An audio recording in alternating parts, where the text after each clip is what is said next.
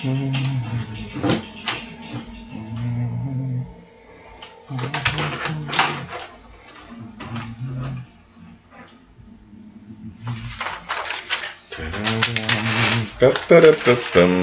everyone. Hello. Just checking out if everything is alright here. Check out if the sound was not going to be the best for the first maybe 15-20 minutes. I've had a little problem with my charger. So for the first half hour, maybe we'll be in the with the microphone from the laptop, which means there's going to be more echo. But I'm going to switch to the wireless microphone, and as soon as the batteries seem to be fully charged, which is not now. So sorry about that, but we'll manage. As long as you guys can hear what I say. That's the important part of everything. So let's check this. Everything is all right. Okay. So we're going to start up, and we're going to talk about shortwave a little bit. The holiday season shortwave. There's some interesting stuff to check out. We'll let everybody join in. So hello everyone. I want to say hello to Nick Casarino from CountyCom, at countycom.com, sending me some a GP5 SSB receiver and everything. So I want to thank very much, and I can't wait to get that little box of goodies. And I want to thank you again for your nice contribution here. I want to say hello in the chat room to PLF. Nice to have you on board as usual. Tora. Mute Zone. We'll say hi in the YouTube chat to Tim Robinson. Hello there, UK. I-588 from Baltimore. F.O. Welsh from Ottawa. Hello there. Neil Toombs. Hello there. DX. Bobby Burgess. Hello. DX Place. Hello from Belgium. And iMapper from Moscow watching. Paolo's Records. Hello there. Madrido DXer. Theo T. Nice to have you here. It's nice to have you back. It's been a while, yeah. Nick Havendot from Romania. Richard Cook from the UK. It's cool to have everybody here. Chris Little, hello there. Hello there, Hamrad88, Tom Stiles in Florida. So, like I said, the sound will not be as good as usual because I'm not on the wireless mic. I'm on the laptop's microphone because I didn't have AAA alkalines that I should always have.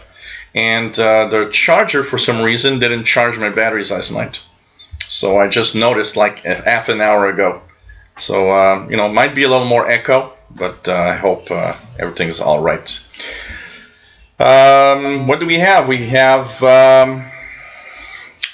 may have to, no problem, Tim. When you're the tech guy, you have to go sometimes. Kelly Taylor, N5STK from Gross, Texas. XNEDXer, Keegan from Northwest Arkansas. We have Jay Jasionik from New Jersey. John Ritson, hello there.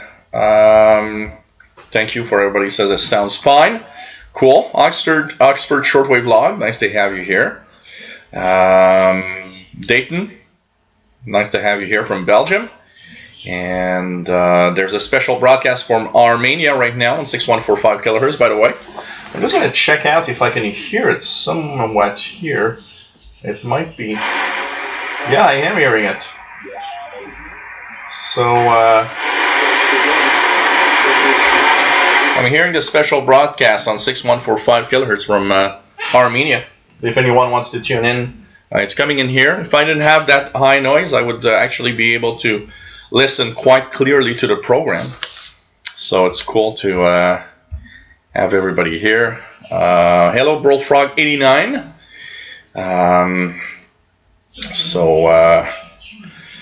Watching with his girlfriend, so sharing some radio. Cool, that's a nice activity. She's she's rolling her eyes, so it's like, yeah, right. You're not gonna get me watching that or listening to that radio stuff. I hate it. Hello there, VA7ZZT from Aldergrove, British Columbia. Richard in Atlanta, Georgia. Nice to have everybody here. Pretty cool. Hey there, Jerry, PLF, everybody. The usual gang. And it's a nice little crowd tonight. So we're gonna I'm gonna talk a little bit about some Christmassy type stuff that you can listen on shortwave. Maybe do a little more, maybe ask a few questions about, your Christmas holiday. Will anyone out there have a radio under the Christmas tree this year? Tonight I'm having red wine from Australia. And so I think it's going to be a nice little radio evening. Temperature's a little warmer today. Yesterday it was like really cold. It was we dropped down to minus 24 last night. But now it's minus 7, and we nothing yet, but a snowstorm's coming. About 15 centimeters of snow for tonight. That's about 6 inches. And we will have about 10 millimeters of freezing rain. That means my antenna tomorrow morning will probably have a little coat of ice on it, but it should be able to withstand the ice storm. So I think it's going to be cool. Okay. What else do we have? Jerry says he spent too much money. His piggy bank is crying. SG1 East Nebraska. Nice to have you on board. 3 Fahrenheit. That's pretty cold. 1 inch of snow. Not too bad. Not too bad. Yeah, that's not too bad. Okay, let's go slowly here. Thank you, Tom, Amrad88. Did a show on my shortwave lists. And by the way, for those that love the shortwave list, the January edition will add European frequencies. So a lot of you have been asking that, saying, hey, it'd be fun if there would be some European frequencies in there. Because, of course, some of the stuff that I'm listening to is in the list. And some of that stuff is heard in Europe also. But, of course, a lot of it is not heard in Europe. So what I do is in the weekdays, sometimes I tune in the University of Twente receiver in the Netherlands. And I tune into shortwave broadcasts from there. And I jot down the frequencies where I hear stuff from there. So I will be adding the Europe international broadcasts in the next list. And hopefully, maybe in February, we'll add also the utility frequencies heard in Europe in that list. So I hope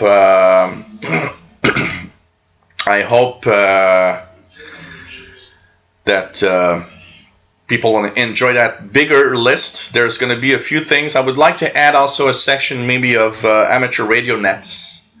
I think there's not a lot out there, to give us ideas of amateur radio nets. So think about that list, the size it is now, and probably by the end of next year, when we get to Christmas next year, it's going to be a humongous list of 1,000 things. And of course, it's going to take longer to process. But what I do is every time I listen to the radio, or every time I have time to listen, I always bring up the list. So I always modify, day by day, I modify the stuff that I'm in here. Like I always say, the things that are in the list are the things that have been heard in the last 30 days or so, maybe a little more. But they are things that I've heard. There's nothing in that list that is, maybe you will hear it. It's, yeah, I've heard it. So if I've heard it, there's a chance you might be hearing it also. That's pretty much what's the that's what's going to happen. Yeah, XNA, there will be a little bit of echo for now because I'm waiting for the batteries to charge. I'll plug in a little later. So cheers, Tim. Hello there, JST300Z from Central Pennsylvania. Bonjour. Nice to have you here. What else do we have? What do we have here? Just going through the list here. Yep, 4625, the famous, hello there for Haas Expert 1990. You can catch 4625, depending on where you are. In Europe, it's easy to hear. Here in North America, it's a little more difficult, but it's something that's that you can actually hear. John Ritson says radio special broadcast from Armenia is +20 in the UK. There's this little fly that's coming from the bananas, I think. So, hello there, Neil Toombs. What else do we have here? And Radio DXer says I have noise on the medium wave band tonight, so he's a little sad about that. Noise is so, it's unfortunately really making our hobby so difficult. Darn noise. KC135R, hello there, M6XMN in Manchester, UK. Pretty cool. Lots of fog apparently. Oxford Shortwave log says it's pea soup in Oxford tonight. Hello there, Nick Casarino on N6 VOA. Nice to have you on board, and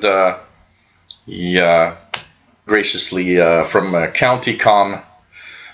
Sending a little box of goodies, and I hope by next week I might be talking a little bit more about the GP5 SSB receiver. I want to thank you once again for a nice little gift here. 80s in Florida today. Well, Tom, I'm moving down to Florida for a few weeks. Do you have some space for me? I'll bring the ICOM, and we'll compare all of those radios if you want. Maybe do a joint video on your channel. Hello there, Jay Watterson 69, and Merry Christmas.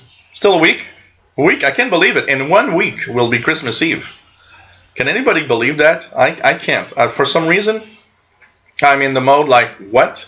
In 1 week, only 1 week, Christmas Eve. What happened to 2016? It's gone.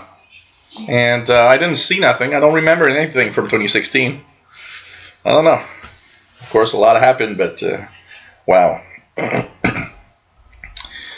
So, pretty cool. Pretty cool to have everybody here. Okay. Hello there, B-Boy DMP. Nice to have you here. And, yeah, time just goes too fast. Really, really. Jose Luis Pena. Good evening from Madrid. EC4TR. Nice to have you. Nice to have you. I vote for a Christmas Eve show. Unfortunately, I will be here with about 16 other people, and we'll be drinking and having a lot of fun. So unless you guys want to see a Christmas party, it's not going to be a live show for radio, that's for sure, for Christmas Eve. I'll be busy eating some nice food and having fun with all of my friends and family. So I think it's going to be cool. But there will be a special, for those that wonder, because I'm being asked regularly. I will have a special holiday show on Wednesday, December 28th. So you guys just mark that on your calendar. Wednesday, December 28th, 2100 hours UTC. We're going to have a Christmas show, or a holiday show. Hopefully, if you guys have been good, maybe Santa will want to join in the show. Who knows?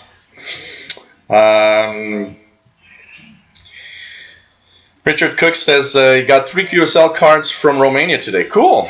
That is nice. I haven't had a QSL from well, actually, I haven't written a reception report to Radio Romania in a while, but I should send them a little something to let them know that I'm still listening, you know. It's nice to to write in and just let every station know that we're listening in. If we want to keep shortwave alive, we need to show them we are there and we're listening. Neil Toom says, Jill and 16 young ladies party on YouTube. Oh man, that would probably bring in a lot of views. I can tell you that. Hey, Jim Kaysen, nice. Jim AI4WC. Lots of amateur radio operators. That's fun. Really fun.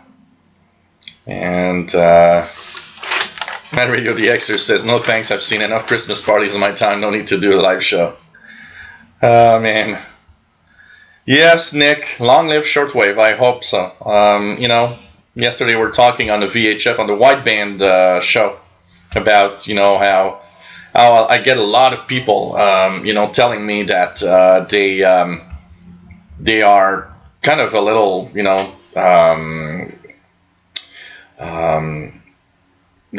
want to invest in a shortwave radio, basically, because they say that what's going to happen is, if they buy a radio, they're afraid that in 10 years it's going to be obsolete and there's nothing you're going to do with it, And it all depends on, like I said, it all depends on what you're listening to. I know that in 10 years or in 20 years, like I was saying yesterday, if in 2025 there would be no more shortwave broadcasts, this radio would still be used because I'd be tuning in what's left of utility stuff. I'd be tuning in amateur radio stuff. I love listening to the amateur bands.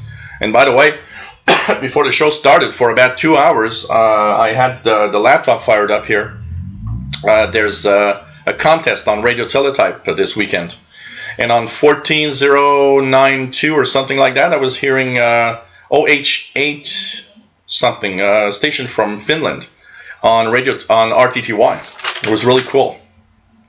I just love it, listening to a station from, another country or far away, even if it's an amateur radio station. Sorry, guys. VA7ZZT says, love that ICOM 8500 you have. I have an ICOM 7300, but still love your big dog. Yeah, I love this radio. Even if I get something else, this radio will never leave. I'll always want to keep it. For a long time, this has been my dream radio, and it took many years before I bought one. So I'm really happy. Jim says, hi, I'm listening to VOA from Southern Africa, 12075, and with a SIO of 444 on his Eton E1 XM and using a Wellbrook ALA 1530 loop antenna. Man, I need to get one of those Wellbrooks. Really need to get one. They seem to work so well. Tora says, it will be interesting to see if hits on your website increase after everyone gets their new shortwave radio on Christmas morning. One thing I can tell you is that I've been having an amazing increase in views of my live shows, even after they're recorded. To give you an idea, last week's 5-hour Tuning the Bands, after 48 hours, had already 1,500 views, which was frankly surprising. And, not counting that it's how surprising it was to tune the bands for 5 hours live. St. Louis, nice to have you here, says, Gel, InfoWars will keep shortwave alive. Yeah, maybe, if we have that doomsday coming, maybe shortwave will come back. That's for sure. So, Bullfrog89 says, well, she's asking questions, so maybe we spark interest. Guess she's okay with me being interested in the hobby. I hope so. Don't try to change your man, okay? If he wants to listen to shortwave, as long as he doesn't listen to shortwave more than he's taking care of you. For the rest, if, it's reasonable, he needs to, listen to shortwave. It's important. Hello there, Aussie Orlando. Says, I show on the 28th to clear the leftover beverages and share what Radio Santa dropped down the chimney. Sounds great. Yep. That, she's starting knitting and watching. Wow. Knitting reminds me of my mom. She was always knitting all sorts of things, scarves and all sorts of little... she even made a sweater that I never wore because I thought it was ugly. I'm sorry for sharing this moment. That is not... Today I'm thinking about it, said, well, yeah, it was okay, but, I remember telling all my sisters, I said, well, I'm not wearing the shirt because I think it's ugly. But hey, so take care, Tim. Go and fix that PC. Okay, yes, I'm just going through. Sorry, guys. Sometimes I'm a little behind in the chat because I don't want to miss as long as possible things that people are. Jill, please tell us about the beautiful pinkish radio beside you. I want to buy one like that. This is a All-American 5. And you see here the letter CKVL 850. This was a very popular medium wave station here in Montreal in the 70s and part of the 80s. It shut down somewhere in the late 80s, early 90s. And I believe this radio, which is a Fleetwood, this is what we call an All-American 5. Really the basic stuff with 5 tubes. And it's AM, medium wave only. This was a radio that they would actually... there was a contest at some point, apparently. And they would actually give to the winners like 10 or 15 of these radios. So basically all they did was take a radio that already existed and print CKVL, the call letters on the front panel. But it works fine. It's a nice little radio that I love. And actually, I don't know why wintertime is like that for me. I brought out all of my little, not all, 3. Here I've got 3 All-American 5. I got 5 or 6 more in storage here.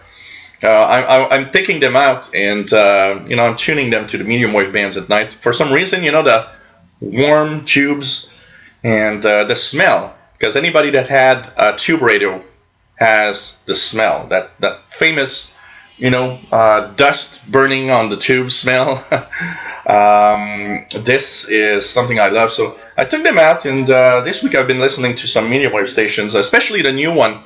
There's that new station, CFNV, on 940 kilohertz, which is a clear channel here, 50 kilowatts, 940 kilohertz. And they've been actually playing some Christmas music, so I've been firing up these receivers and listening to some Christmas music with the old tube radios. I find that kind of cool, and it's kind of fun. So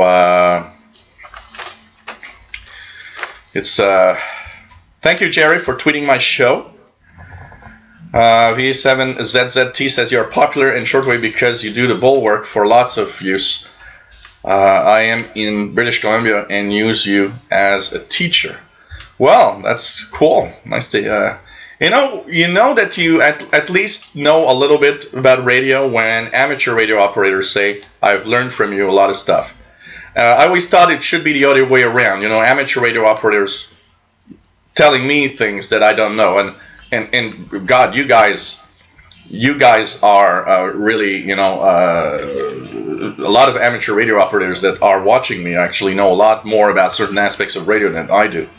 No, they are all, Nick Serena says, Pink Radio looks Russian built. These are all Canadian built. They're all made, this one has a sticker made in Canada. This one has a sticker made in Montreal. This one also has a sticker made in Montreal. This is an Admiral. This is an RC Victor, and this is a Fleetwood. And these were all made in Canada. The good old days when things were built here. That is amazing. Mad Radio DXer says, got some Canadian ham on 20 meter today. Personal first on that part of the band, was VA2RAC, the Radio Amateurs of Canada. RAC is for the Radio Amateurs of Canada, the Canadian side of what is the ARRL in the United States.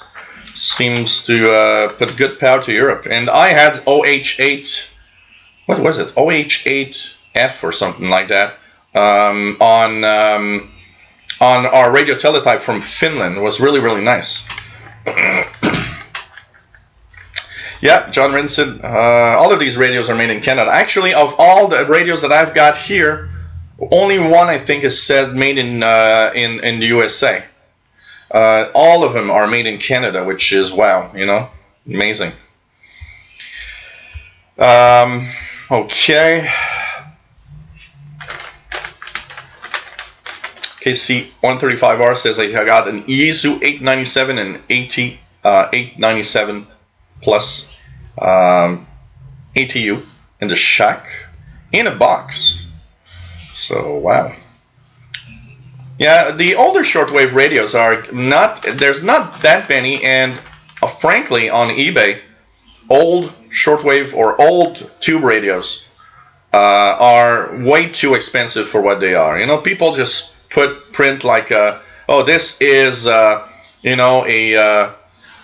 real rare radio, and you should pay $500 for it. When in fact, it's a model that's probably seen everywhere, and it shouldn't be sold for more than $50 or $100.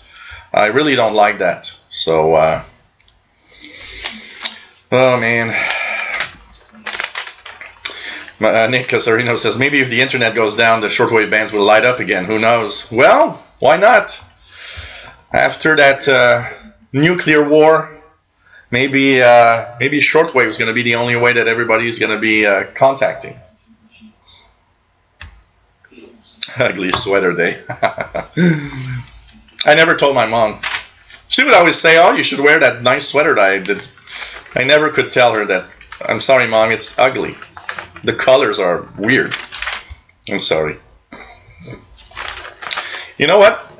TOT says, absolutely beautiful radios. Lucky to have that. These radios, and the ones that I have there, I've either got free of charge or for like $3, $4, $5 maximum.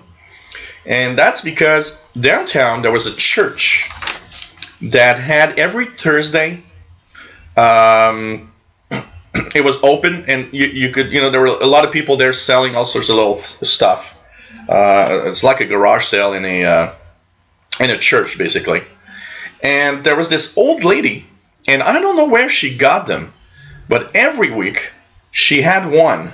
Always had one. And I remember that every week I started going there, and I remember she told me, oh, I always try to find one because I know that you're going to come and buy one every Thursday. So she was actually trying to find some old radios like this because she knew that I was going to go and buy one. And so I often got them for, she always asked, and she was like, oh, this one is, I think this one, I think it was $3. Now, every time she would tell me, I don't know if it works. And some of them did not work, and I fixed them. Most of the time, it was quite simple. One of the tubes were out. So basically, there was a electronic shop here with the guy was like 80 years old, and he had a wall full of tubes. And I remember I would go there and say to the guy, hey, I need, I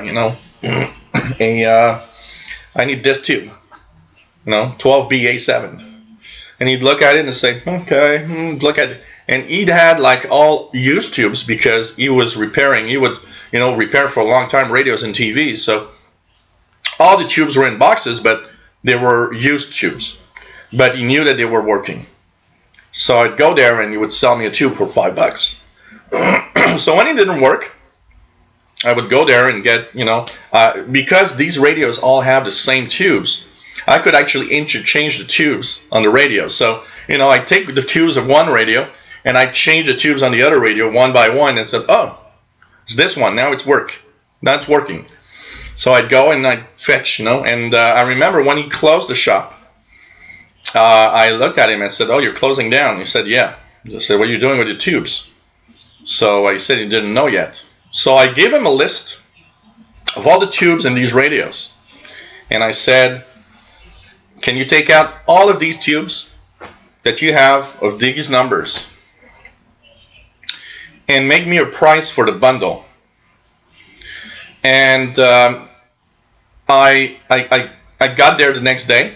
He had a bag full of tubes that I still have here. And so basically I have like 3 or 4 tubes of each number. So if one burns out, I have replacements. And when I got there, I was expecting, okay, well, here's the box of tubes. Here's this bag full of tubes for $200 or something. I was expecting to pay a good price. And the guy looked at me and said, you know what, I'm closing down because I'm an old man. And he looked at me and he said, you've been coming here for years and years and years. He gave me the bag and he said, they're yours, have fun. So I got a bag full of tubes for $0. And the guy was just happy to give them to me. Because for 15 years, 20 years maybe, I'd been going there regularly to get tubes. So that was kind of cool, It was kind of sad also. It was sad because, it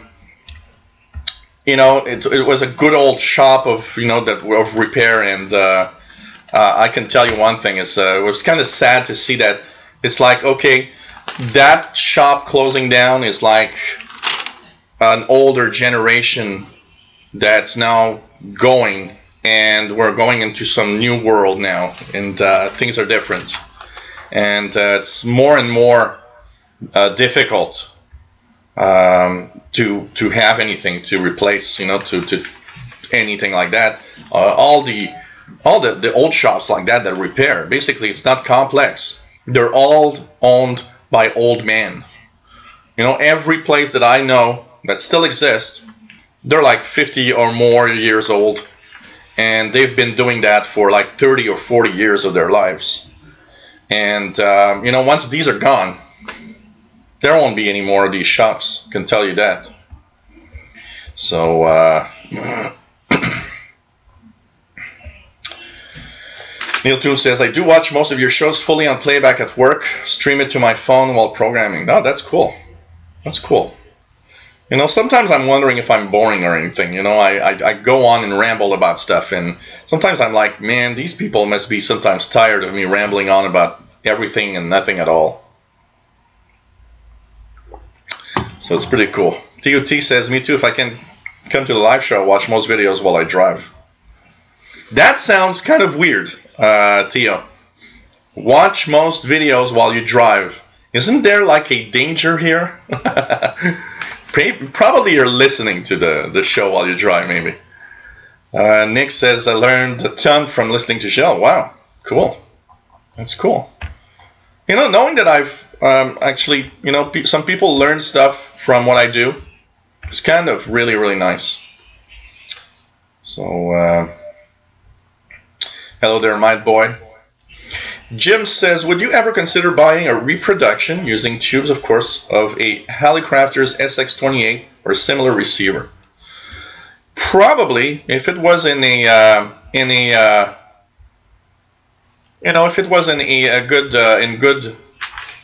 good price. We've got Justin Trudeau in the chat. Hello there. I don't think it's a real one. SLNY8 says, what's the frequency range on those medium wave radios? It's the typical frequency of medium wave, around 530 kilohertz to 1610. Of course, it doesn't have the upper band. Except this one. This one, the range is kind of stretched. So when I tune to the extreme higher end of medium wave, I actually can tune in the 1650 kilohertz station. But they're typically 530 kilohertz to 1610 kilohertz medium wave. But they work fine. They work really, really nice. I have one that I need to check for the capacitors, because it really, really has an annoying buzzing sound. So it could be either the capacitors. These are all paper capacitors, and all of these radios don't have anything changed in them. So technically, maybe one thing that could be useful to do with those is change all the paper capacitors and put more modern electrolytics capacitors that will, bring them. But it's you got to be careful with these radios, because these were all handmade. So and they're so old that you just move a wire and you break something. So when it works, I don't touch it, because if it ain't broke, don't fix it is true for tube radios. And then someday one will buzz or one will stop working or something. Okay, now it's time to fiddle around. But if they're working, I ain't touching it. So Aussie Orlando says, wow, and that's always great to find out these interesting pieces from Gilles Radio Museum. Yeah, it's I have more. Next Next show I'll have different ones. I'll alternate through my collection. So it's pretty cool, and I love these radios. And every time I see, there's a guy here at a flea market that is not far from here. The guy has like at least 25 tube radios that have shortwave on it. He's got Alleycrafters. He's got the big, those big tube radios that are like really meant to be in the living room as an artifact almost at the time. These big wooden radios. He's got tons of those, and I gotta say, if I had a little more money to invest, he's got some nice ones at like $100-150. All of his radios are in great working order, and I was telling myself, next time I go there, I should bring my camera and actually do a video. If the guy lets me do a video, I'm going to give him $20 if he wants. Just do a video and show all of these radios that's in his collection there. The guy is amazing. He's got so many of these radios. So, it's so cool. VA7ZZT said, love these old tube story. I have 1939 AM shortwave radios, and even up to 1968 3.0 radios, and younger people don't have their interest. And I don't mind your rambling. Oh, man. Ozzy says, yeah, so sad to see the radio and electronics repairers, close their shops. These are the good guys, These are the guys that when you need information about something, they know what they're talking about. It's not like going to Radio Shack and saying, hey, I need a, 35 ohm, a quarter watt resistor, and they look at you with that little stare. We have that here? Yeah, you do. You do. At least it's in the catalog.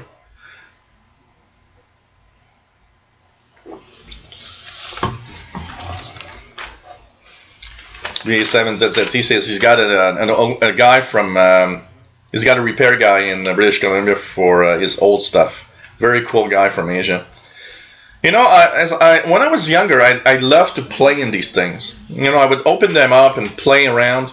I don't know why, as I'm getting older, I don't feel like playing in it anymore. I've more, if one goes wrong, I'd rather like bring it somewhere and have the guy fiddle with it and fix it for me than me playing with it.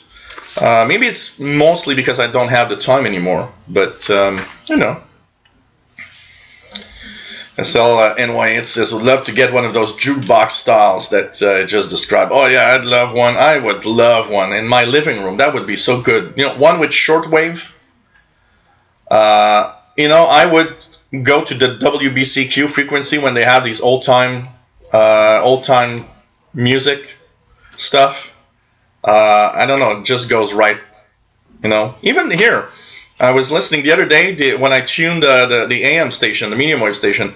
Was Bing Crosby with White Christmas, and I mean that was a song that was done, in the era of these radios and even before. So it was like, wow, this is cool. I'm listening to something that probably maybe have been played on this in the days when this was the main radio of somebody. Kind of cool. Jim says he takes the pictures of the chassis with his cell phone, and when I'm done recapping, I return the positions of the wires to their original positions. Yeah, it's, and I gotta say, that tube smell, there's something about that tube smell, I can tell you that. Really something about the tube smell. Yeah, man, Radio DXer, that was really nice. You know what? I was tuning around. I was tuning around the 20 meter band, and then I decided to go and, I wanted to go to the PSK31 on 14070 and see who's there, what are the signals on PSK31 mode. And when I got through the, from 14100 to 14080, I heard a lot of RGTY that says, oh, there's a contest. And I always like contests for one thing. If you want to hear exotic stations from countries you never hear, a contest is the best for that. So I tuned around, but I was hearing like U.S. stations. I heard a station from Germany. I heard the usual. It's funny to say because just thinking about you're listening to a station from Germany is something, but when you've done that for 35 years, you tune in and it's like, oh, another German, oh, another French, oh, another one from Spain. Like here in Canada, it's often another U.S. ham, and it's not anything because when you think about it, if I hear a ham from California, it's as far from Montreal as listening to a ham from Europe. But it's just like they're kind of more. It's something usual. It's something you hear all the time. Then I heard this wobbly signal, and my ear is trained for that. When I hear a signal that's wobbly, not very strong, it's like, oh, this is a DX. That's a DX. The wobbly signal means it's coming from farther away than the other stations that I've heard. So I was like, okay, a wobbly signal, maybe you're Argentina or maybe something from South America far away.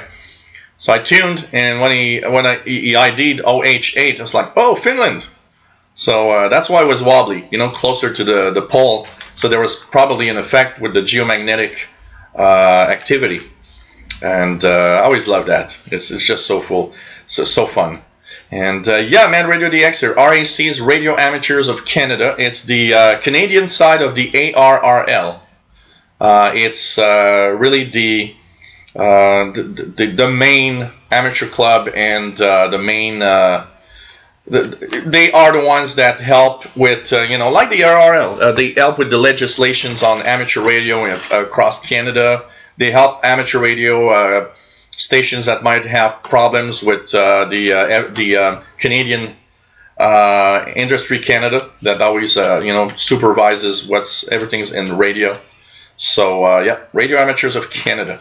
Here in Quebec we have one also, RACI. RACI is Radio Amateurs of Quebec, because Quebec is always different. There's it needs to have one that's different. So here we have one in Quebec, which is RAQI, RACI. And in Canada, it's RAC, Radio Amateurs of Canada. And they are like the American Relay League, which the ARL, which is very well known. Edvaldo Lermes from good night from Brazil. Nice to have you on board. Pretty cool. Radio Pushka. Hello and good night from Radio Pushka. Tomorrow on air on 6070 kilohertz from Germany. Digital modes included. So you guys, what time Radio Pushka will be on air? Niltum says, was just thinking today, maybe one day we could all join in on the chat as such like a discussion panel. Don't want to hijack your show, but if we could all speak as such, could be fun. Yes. In 2017, we're going to have also a new feature. I'm setting up for that slowly. It takes time because I don't have too much time to devote, and it costs money to buy new equipment. So I'm going as I can. But I want to have Skype calls. I want to add some Skype calls to these shows, so you guys can Skype in and say hi, and we could see who you are. But yes, of course, I love interaction with everybody. It's always cool. So pretty cool. What else do we have here? Hey, Bobby Burgess, sub. Cool. So really nice. Let's just check out here because I've kind of moved in. What else do we have? Tube smell high. Yep, tube smell high. Man, Nick has a 1934 Stomberg Carlson in his room. Yeah, it's a beauty. Wow, I can believe it, man. Yeah, like Kelly Taylor says, we learn from each other, sharing our knowledge and having fun at the same time. So TOT says, I actually sleep with my HF radio on my bed and a scanner going on. So fall asleep with the noise softly in the background. helps with my anxiety a lot, and I fall asleep. Take my radio away, I'll die. You know what? For a while I've been having anxiety problems at daytime. I would sometimes in the middle of the day just panic out of nowhere, and you learn after a while that it's here that's happening. And I remember that a few times it happened in the middle of the night, and for some reason when I got some kind of panic attack in the middle of the night, getting up, sitting down here and tuning the radio dial was helping, because it gets your mind off whatever else, and you start tuning around and you kind of get into that radio mood. So it is cool. Frank Curry from Towcester or Tolster in UK. Shortwave radio by my side. Cool. That's cool.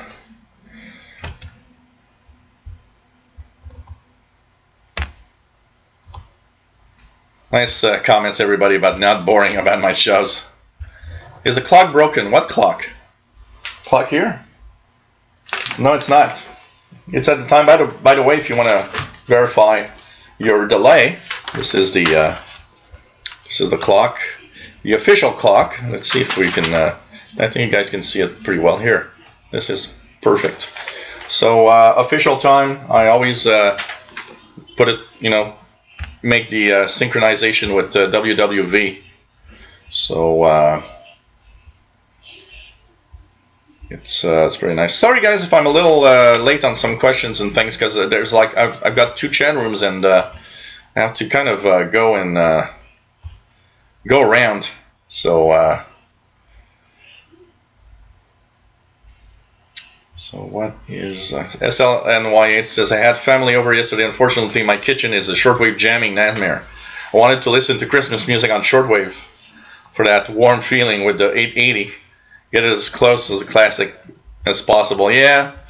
WTWW, by the way, it's one of the things for sure for my holiday season. WTWW on 5085 in the evening, Eastern North America. Which means I need to check what time they are using, but anywhere from like 2300 up to 300 or 400, they have Christmas music almost all evening. This week, every time I've listened in on 5085 kilohertz was Christmas music, so it's it's a cool listening for a holiday time, and makes this shortwave, so it's fun. Bullfrog 89 says, I got a 90s transistor radio, and it looks like a cathedral style radio. One of the things I'd like to do is hide an MP3 player in it, and so when you turn it on, it plays World War II era music and news. That'd be cool. Even if there was just like the box, you'd fiddle with it and you put something, an MP3 player or something that can bring out some old time music and stuff. Gilles, was it the first time you catch a signal from Finland or coming through the North Pole? No, it's not the first time I hear from Finland, but it's Finland is not something that you hear every day. Any Scandinavian country, Sweden, Norway, Finland, is something that's nice to listen to here because we don't hear often. And it was probably not coming through the pole for the simple reason that because in the summertime, when you listen to 20 meters from here and you hear Europeans or Scandinavians or even some Russians, very often it's from over the pole because it's sunny all the time over there in the summertime. So the sunshine makes the ionosphere propagate. And if the geomagnetic activity isn't too high, the signals cross the pole up to North America, and often you hear signals all night, and that's cool. But at this time of year, we're in the almost shortest day of the year is this week. We're 17 in 4 days. 4 days we're going to have the shortest day of the year. So the North Pole is in darkness, complete darkness right now. So the signal on 20 meters, 14 megahertz, probably did not cross the North Pole because of the darkness. It would not support it, and the very low solar flux that we have also means that there's very little chance that would happen.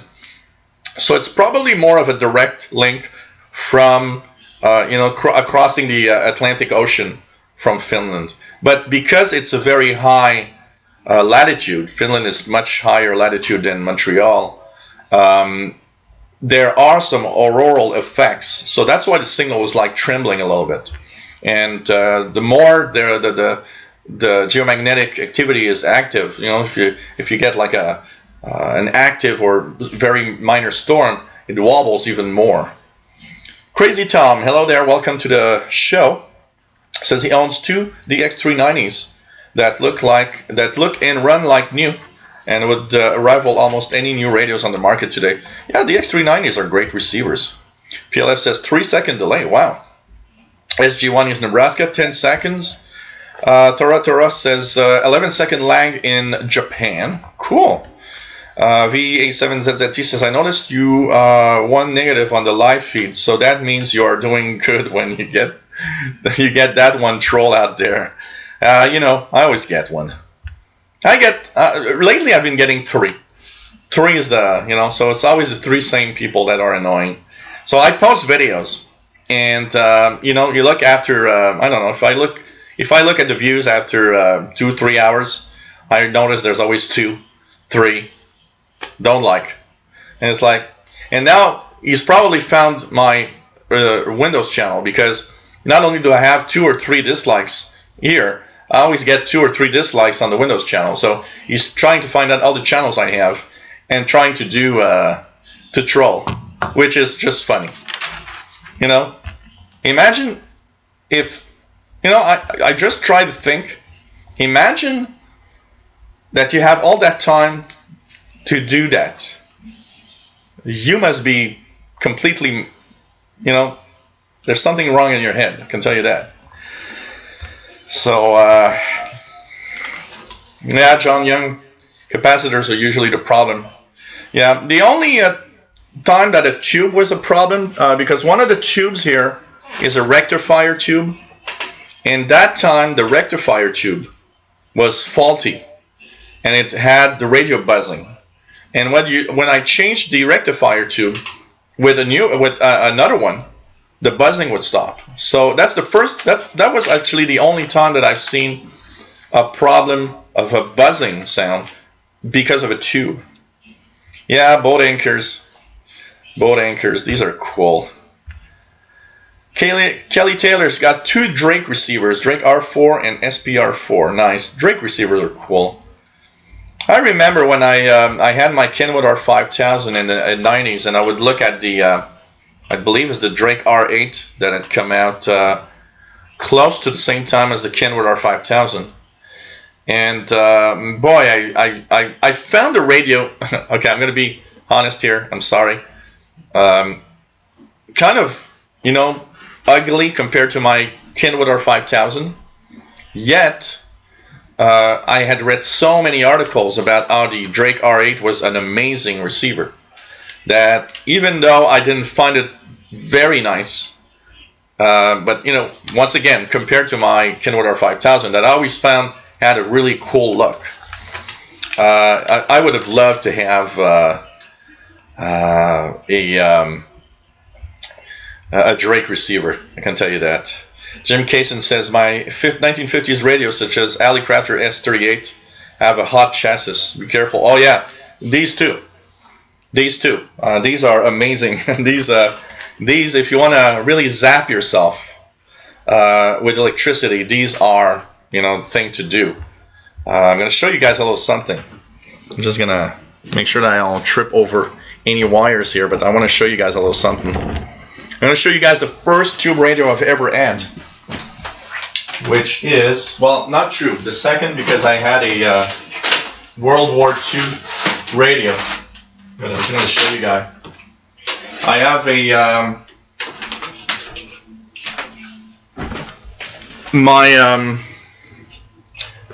brother-in-law. My brother-in-law is a guy that works in construction, and he repairs and kind of restores homes, and does a lot of things in offices. He went one day to an office, and they had an old intercom system, and they were still using it to listen to the radio. So he brought me home. He came home one day and said, "Hey, I got something for you." So this is part of an intercom system that was in the wall. So here, I'm just going to show you guys, is the back side. And it actually works. It is also an All-American 5 receiver. And it has the panel here for plugging in the different intercom systems. And actually at one point I had plugged some speakers on this and it would work, so you could actually switch and turn on the radio and you can actually have the intercom system working. So it was kind of cool. The dial here with the dial that needs to be fixed from what I see, and but we're really cool. That was really cool. It's so this was something that I used a lot and it works fine. And the reason why the wire's like this here is because I had to, there was no, I didn't know where to plug in the power, so I had to start tapping and looking where the power should go into this radio to have it working. So that was cool. It's a Newtone. And you know what? When I wanted to have information, I noticed that Newtone still makes intercom systems today. But of course, they don't look like this anymore. But this was so cool. This was really, really nice. And I used that a lot to listen to the radio. I even had some fun with using the amplifier inside and using it to amplify all sorts of sounds and stuff. That was kind of cool. And I had a lot of fun. So, sorry guys, I'm coming slowly to the correct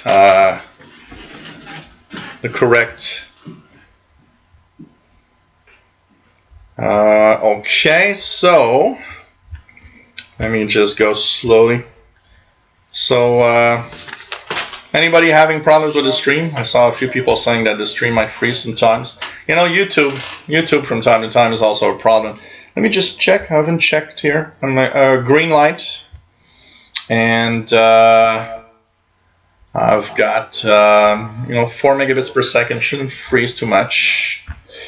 David Arden wants to be wanted to be added to the shortwave list. For those that want to know, official shortwaveradio@gmail.com. You can send me a little email if you don't know when the shows are. I typically send an email an hour before, half an hour to an hour before, telling everybody there's a live show. So you just send me a little email and say, hey, I want to be added to the list. So, but I got to say, sometimes. Bobby Virgus is Chromecasting it. That's cool. That's cool. Working fine. So, sometimes I just Neil Toombs, I noticed 55 watchers now, biggest live viewers number I've seen in a while.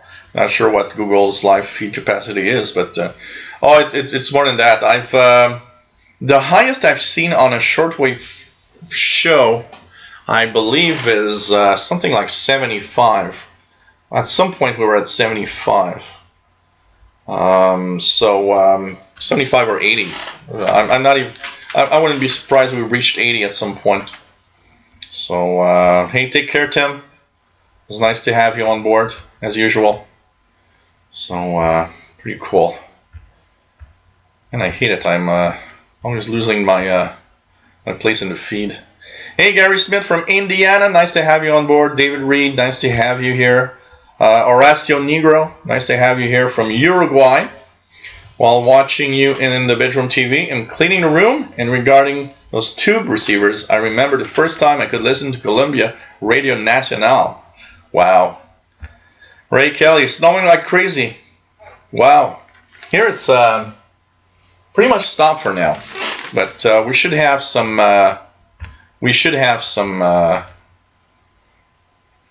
Some snow later on. PLF, can you see the audience via Google Analytics?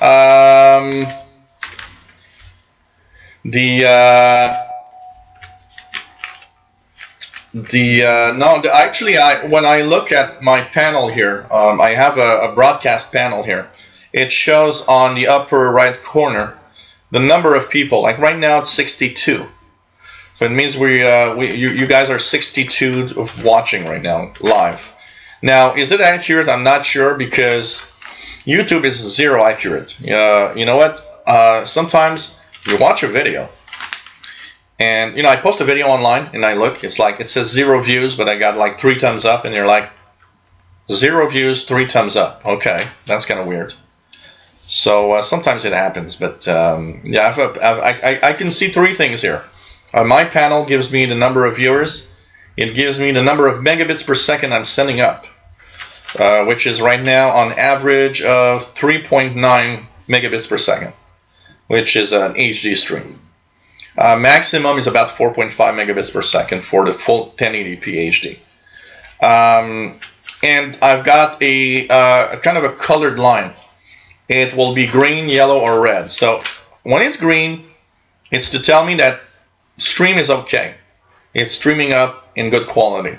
If it gets yellow, and I've seen it come yellow maybe once or twice in the past, usually you guys start complaining that everything's messed up. And that means, okay, the stream isn't going as well. But I've not been having too much problem here.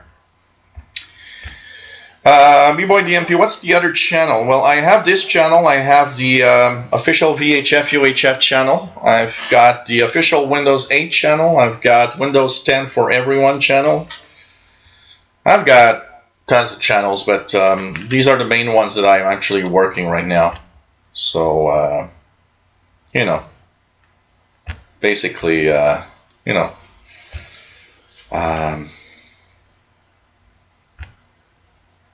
what else do we have here? Let me just check. Say hello. Make sure that I don't miss out on anybody. 14 seconds delay in California, Nick says. Cool. And Bobby Burgess says, I wish I can get more viewers and good rep on my channel.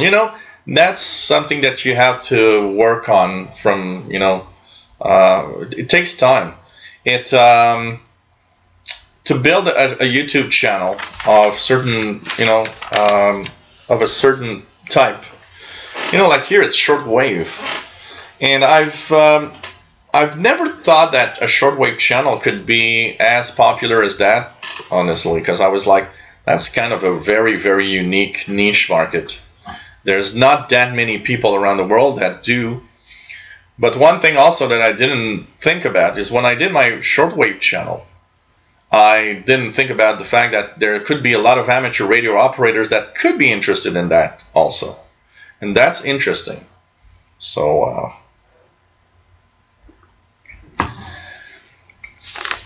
yeah, Neil Toombs, the troll needs to get a life. Yeah, but often they don't have a life, and they're at home all the time, so they have time to just annoy everybody. If I'd share all the comments that I get and all the, because on the YouTube channel, when you post, I have set up the comments in a way that, for example, when you post a comment on my channel, if I've not approved your username, you will not have the comment immediately. It's going to be sent in a separate box, and I have to approve it in order for it to get into the channel. So sometimes people say, hey, I posted yesterday and didn't show up. It's like, oh, I haven't approved it yet. So every day, one of the tasks that I do is approve the comments. But also, YouTube has its own spam folder. And in there, I get things like, you should kill yourself and die, you're an idiot. I won't say all the words that's mentioned in there about me. It's amazing. And you got to get used to that, because at first, the first maybe year that I had all of my channels, you don't have that sense of who cares. It's like you try to be nice and you try to have some interesting content and you do your best. And when you get that first, wow, you are so stupid, why are you doing videos like that? You're an idiot. At first it gets you because it's like, you're like, what is that? But then you learn that the internet is full of trolls that are just idiots and just want to try to mess with people. So as time goes by, you get to a point where, yeah, right. And you know, it's amazing the number of people that troll up on a YouTube channel. And actually, on many YouTube channels, I've noticed, you know, I'm one of the rare ones that actually lets the comments go on the YouTube channel. Because if I want, I can just remove the check mark and there's no more comments. Nobody can leave a comment anymore. But I don't want that because I find it interesting there's an interaction on the channel with the videos. But I did notice that more and more YouTube channels that get somewhat popular just remove the comments and say, look, there's no more comments on this channel. I don't want to have idiots, you know, leaving comments all the time. So, you know. Horacio Negro says, heard that Columbia Sun on my parents' bed radio, no external antenna. It was an old Philips 5-tube receiver. Wow, pretty cool. Columbia station. Big Fries. Thank you there, Cool Radios, and nice to have you on board. Joe Stokesbury, Merry Christmas, Happy Holidays, also. And yeah, Nick, the R5000 was a very sexy looking radio. And it's, in case you don't know, I had my R5000 I bought it in 1990. And that was a lot of money for me at then, because in 1990 I was at minimum wage, which gave me in 1990 something like I believe something like $195 a week. I just can't believe that amount. And basically, I was working, but I was staying with my parents, so you know I had to give a little bit, but to stay there. But you know, most of the money was mine, and of course I didn't have any, you know, bills to pay or anything. So I stacked up the money, and about what was it? It was in the month of I think it was the month of September or something. I saw an ad in the local newspaper. The guy saying he's selling his Kenwood R5000.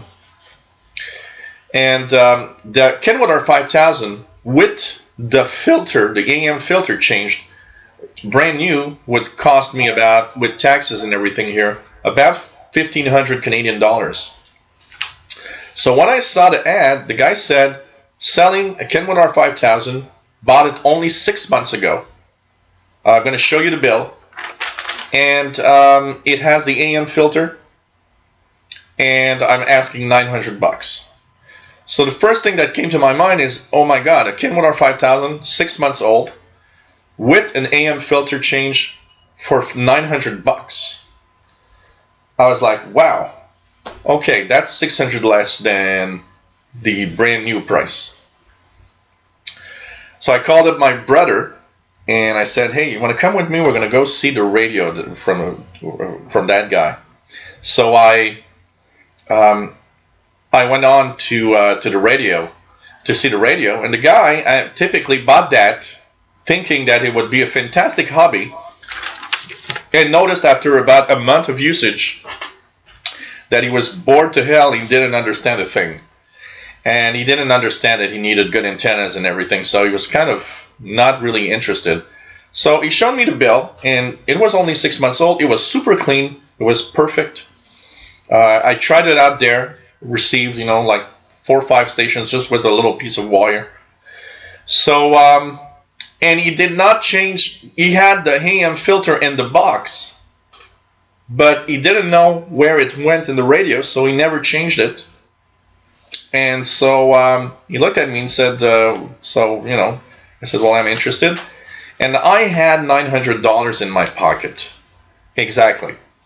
But I bluffed a little bit and I said, look, I got $800 on me. That's all I have, and it, you know, I'll give you $800 for it. And the guy probably noticed that, not a lot of people would buy such a radio. So he looked at me and said, okay, $800. So I kind of saved $100 more. And I came home with my Kenwood R5000, opened the case, removed the AM filter that was already there because it was really crappy, put the new AM filter in it, and had a blast listening to Shortwave after that. And what happened afterwards is that that was my main radio for the 90s. And in about 2005, it started having that dots problem in the display because the PLL would unlock and it couldn't find its frequency anymore. And that's a known problem for that receiver. And because the design is the same, I believe, as the TS450, they both suffer from the same problem. So it started there, but what happened is at some point when it did it too often, I noticed that if I left the radio open all the time, 24 hours a day, it would never do it. So I left the radio open 24 hours a day for maybe 5 years. And I would just put the volume at 0. And then one day we had a power outage for about an hour. And when the radio came back, of course, it had the dots, but I thought, it's going to come back in half an hour. I left it on, came back at night, and it was still the dots, and it would not come back. It stayed on the dots that time. And so what happened is, okay, I need a new radio. I love Shortwave enough that I need a new good radio. And the funniest thing is now we're in, 2010, 2011. And I got... I remember I got my brand new shiny credit card, and with a pretty high limit on it. And I was like, not really, I didn't have the intention to buy a radio immediately, but when I went to Radio World in Toronto on the website, the Radio World, they had a sale. And instead of being the usual like $2,200, it was $1,750 for the R8500, and it was like a sale that lasted for 2 weeks. So when I saw it at $1,750, I was like, oh crap, the hell with it. I'm putting that on a credit card, and I'm buying the ICOM 8500. And it was my dream radio in such a long time. So,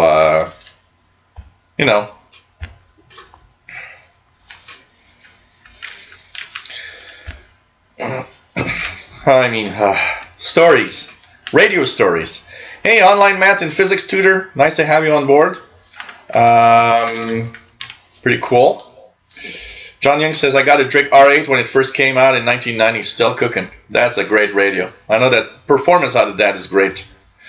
When people compare non-SDR tabletop radios, they often neglect the fact that different people have installed different optional filters, which can make a big difference in selectivity. Yeah, that's true. That is true. That is true. Yeah, I should stick it in the wall or something. That'd be cool. Okay. What else do we have? Okay.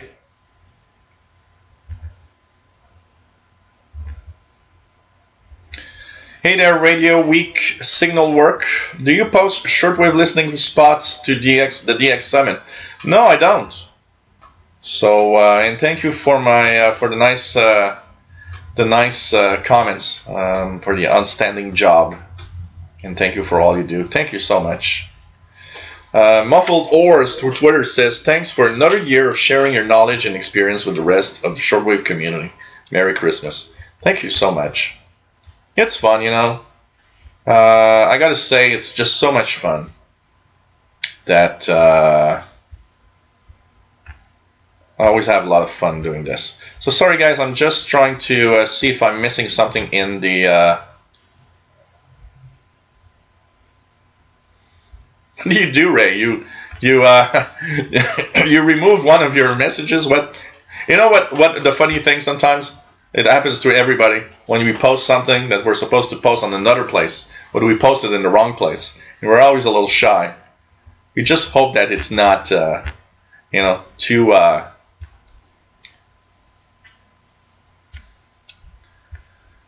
So, okay, what else do we have here?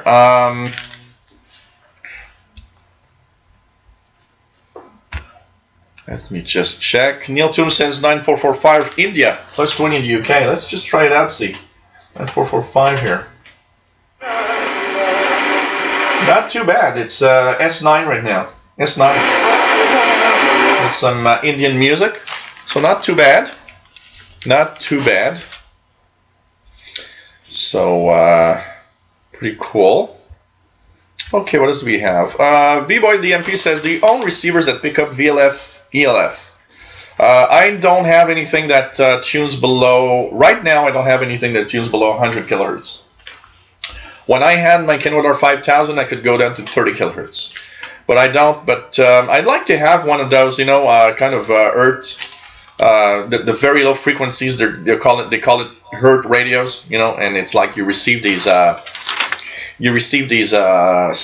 that are created by, you know, Earth themselves. So, you know, it's like all the whistles and all sorts. It's kind of, you know, kind of cool. Receiving things that are naturally made by our own planet. Yeah, Nick, politicians also get those, of course. Everybody that gets popular probably gets some hate mail, you know. At some point you need to, it's just, you know, it's because the first time, and I had a comment, you know, I had somebody, I had a comment from someone, from another channel, that watches some of my videos on the Windows channel, saying, hey, I'm a new YouTuber, and I've been doing, you know, and I watched this channel, which is a very interesting channel in a different topic. It's totally unrelated, but he started asking me, how do you deal with the trolling and the bad comments? And you said, you know, some of them are kind of hurtful. And I said, yeah, because these idiots are experts at posting the perfect comment that makes you go mad. And I told him, well, the best that you can do is ignore it, because at some point, you know, I'm a guy with a short temper for stupid people. Okay, I'm gonna post it like that. A short temper for stupid people. And what happens is, when I have an idiot, it doesn't take a lot of time for me to react to that. And it's not necessarily a good thing, okay, because I've reacted sometimes to people that I should not have reacted. You know, I need to help. I need to cool down. And lately I've been pretty cool. I'm gonna say it like that. You know, you still get that comment that just gets you, and it's like, you know, you'd like to have that guy in your face and say, look, man, tonight you're gonna But you know, it's not worth it. And what I told him is, ignore the comments, delete them, block that user from posting on your wall. And you know what? You have much more to gain from taking that time that you are wasting coping with an idiot and posting some cool stuff on your channel that will just make people like you more and have more fun. And that's all. You know, just amazing. And that is true. Southern Illinois, Sam, like you say, you know, these people hide behind a computer.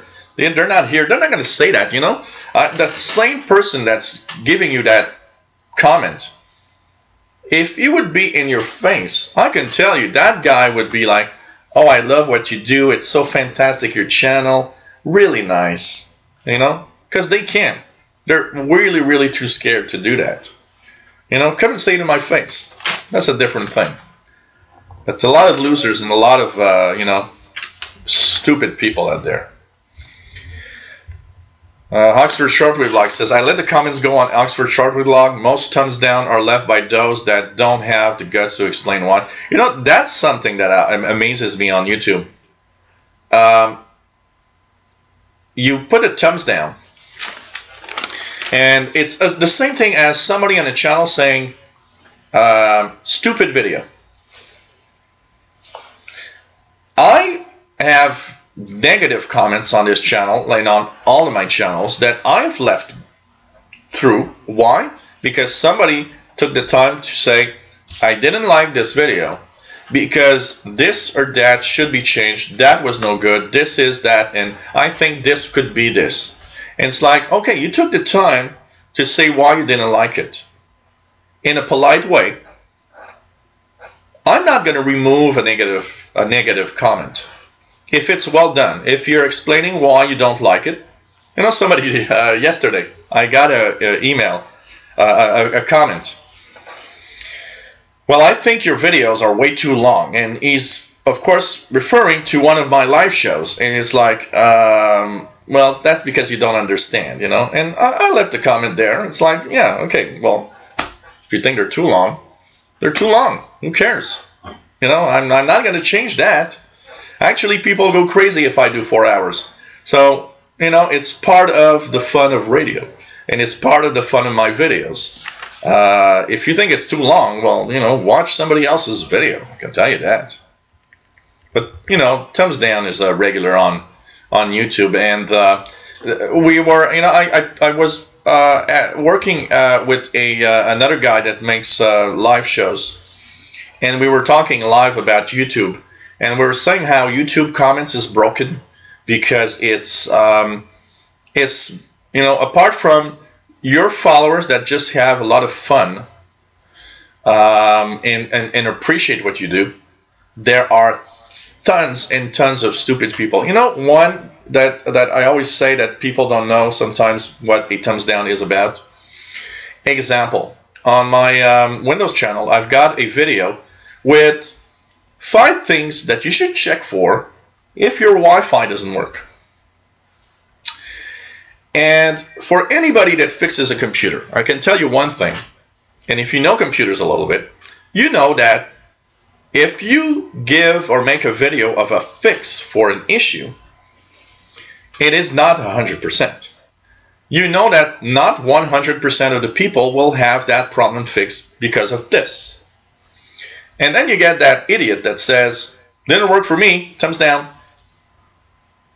Okay, so you're too idiot to understand that you're in a category apart and this fix, oh yeah, didn't work for you.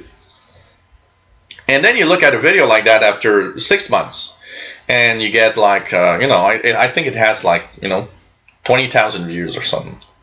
And I got like 700 thumbs up and, you know, maybe 60 thumbs down.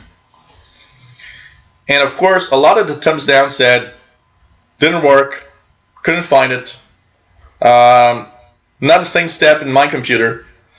Okay, and you put a thumbs down for that. I don't understand. Do you understand what a thumbs down is for exactly? Thumbs down means, you know, more than just that didn't work for me. I don't know. Maybe it's just me. Oh man, you know, you just ignore them. That's it. Big Fries says, got a Grundig S350 DL shortwave radio. Been a while since I've tried it. Oh, that's a nice little radio. I've got one here. I've got the S350 and I've got the S450 DLX. Nice little radios. Although the 350 drifts a little too much, but it's not that bad. It's not that bad of a radio. Mad Radio DXer says, got a Philips radio from the 90s. It was my portable of back then and still works. Very sensitive too. Cool. That is really cool. I can tell you that.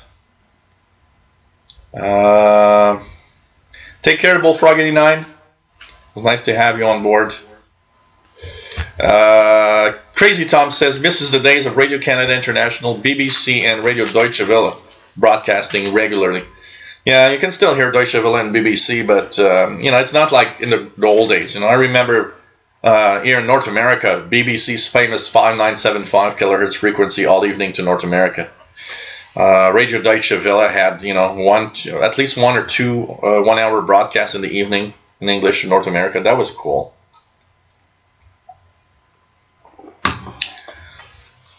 Tora says, it takes guts to have a YouTube channel for grown-ups. You got to remember one thing also.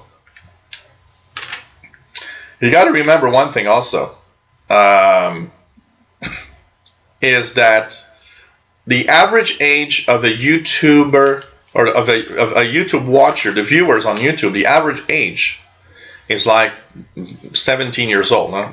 YouTube is mainly a place for teenagers and very young adults. That's why PewDiePie gets 50 million viewers and makes $15 million a year, apparently. I want to make 15 million a year. Let's join. I want to have 50 million shortwave viewers. But that also doesn't help, because apart from a few idiots that are older, there's a lot of immaturity in there also. Yeah, Jill said a lie. Oh man, Jerry. I think it was yesterday I posted a news item on my Windows channel, and one guy started trolling all my videos. Liar, liar, liar, liar. Hey, shut up. SLNY, it says, friend of mine and myself have started a gaming podcast. One of the first things we discuss is needing a hard skin to understand people will say anything they can behind their keyboard. It's sad that has to even be a discussion, but that's the cost of putting yourself out there. Yeah. I think anyone, as soon as you get a little bit popular, gets, some trolls and some people that just hate you, basically. Oh my God, and Jerry says even Donald Trump gets hate mail. I'm sure he gets tons of it. PLF says, for VLF, I think you have your SDR radios, don't you? No, my SDR don't go to that frequency range. The Soft 66 and my SDRs that I have here do not go much lower than, they don't typically go to the below medium wave. So it's too low. We're not talking about VHF here, PLF, VLF, very low frequencies, below 100 kilohertz. So Jerry says your live shows are too short. Oh man. Yeah, they're just right. I think they're just right.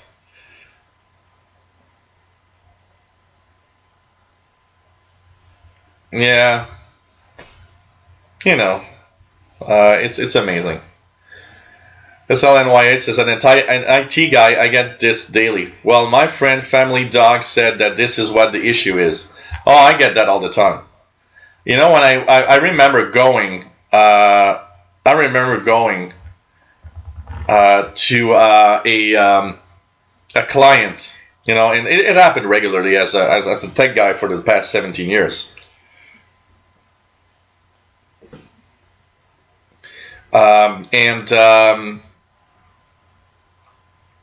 Basically, the number of clients that I went to, and they look at me, it's like, well, and I look at the computer, and it's like, oh well, my friend at work is really good in computers, and she says that I have viruses, that's why it's slow. And I do my little tests and stuff, and it's like, no, it's slow because your hard drive's failing. And they're like,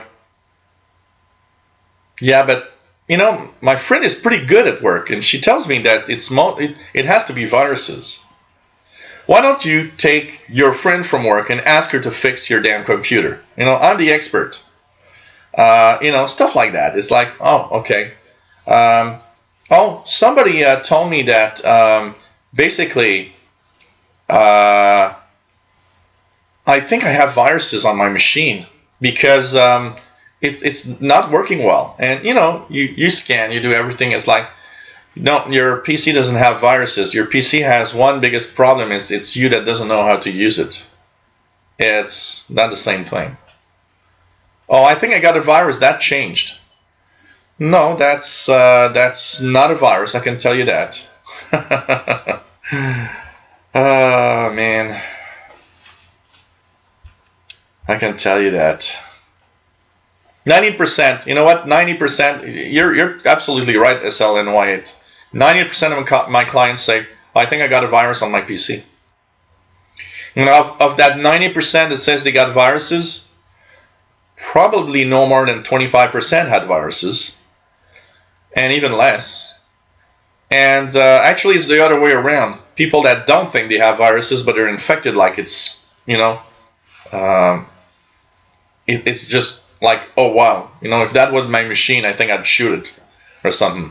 It's just bad. Oh man. Jerry, is Santa getting me a discount antenna this year? Nah. Santa doesn't have the money to do a lot of things, I can tell you that. So, Ray says, I once owned a Morphy Richards shortwave radio many years ago. Wow. Morphy Richards, I remember seeing that. Wow. What kind of antenna do I have, Gary Smith? Right now, what I got is on this radio here, the ICOM, I've got a 22 meter long sloper antenna. And I've got with a 9-to-1 Unun, unbalanced to unbalance at the end, which is a nice,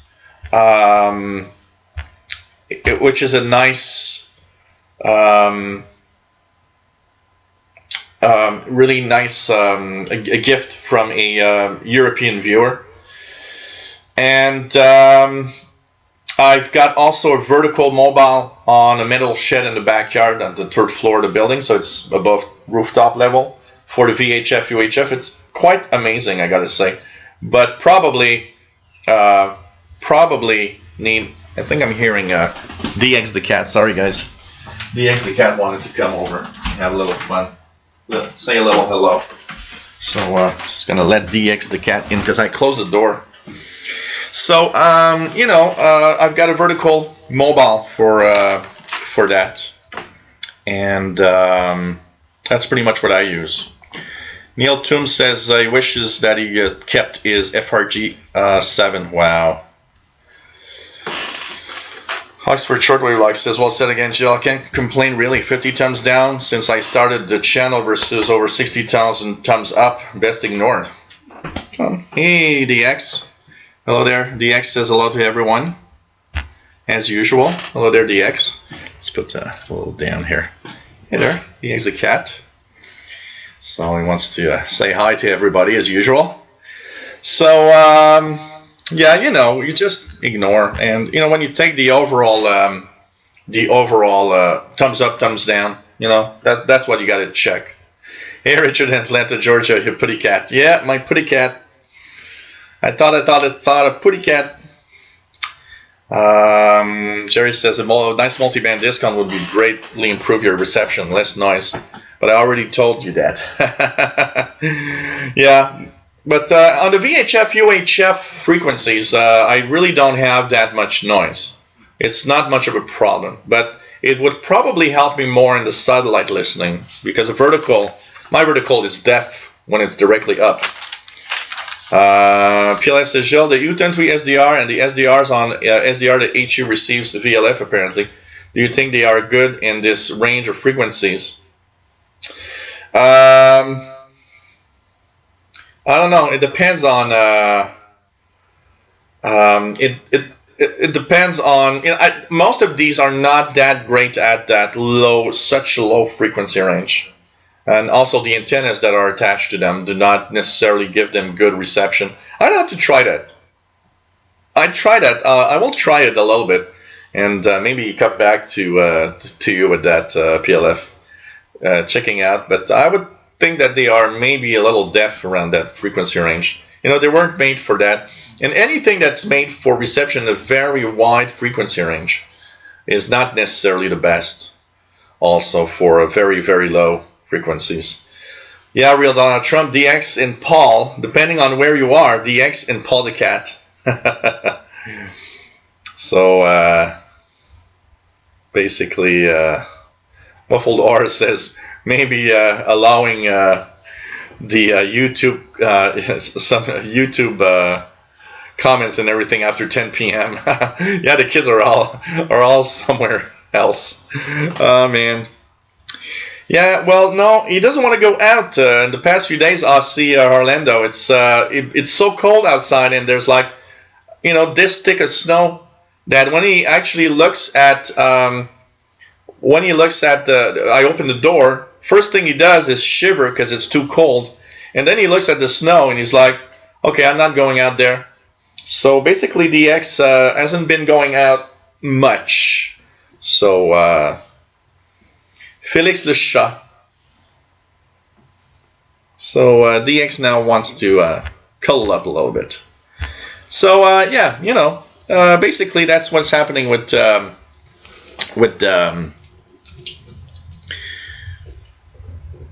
comments. You know, we have to stop going crazy over that for sure. We have to really stop.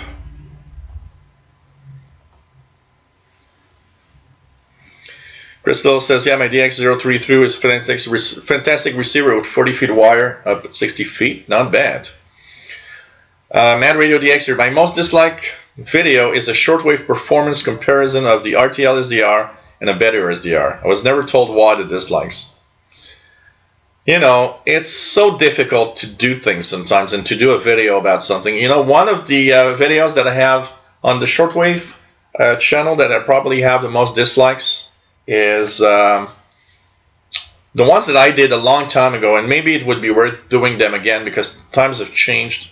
I think they're at 2 or 3 years old, and it's like, you know, I had done a series of videos on the best shortwave radios from $0 to $50, $50 to $100, $100 and more, and a lot of people put thumbs down on that. And another one is the ones that have a lot of thumbs down on shortwave is one that I talk about.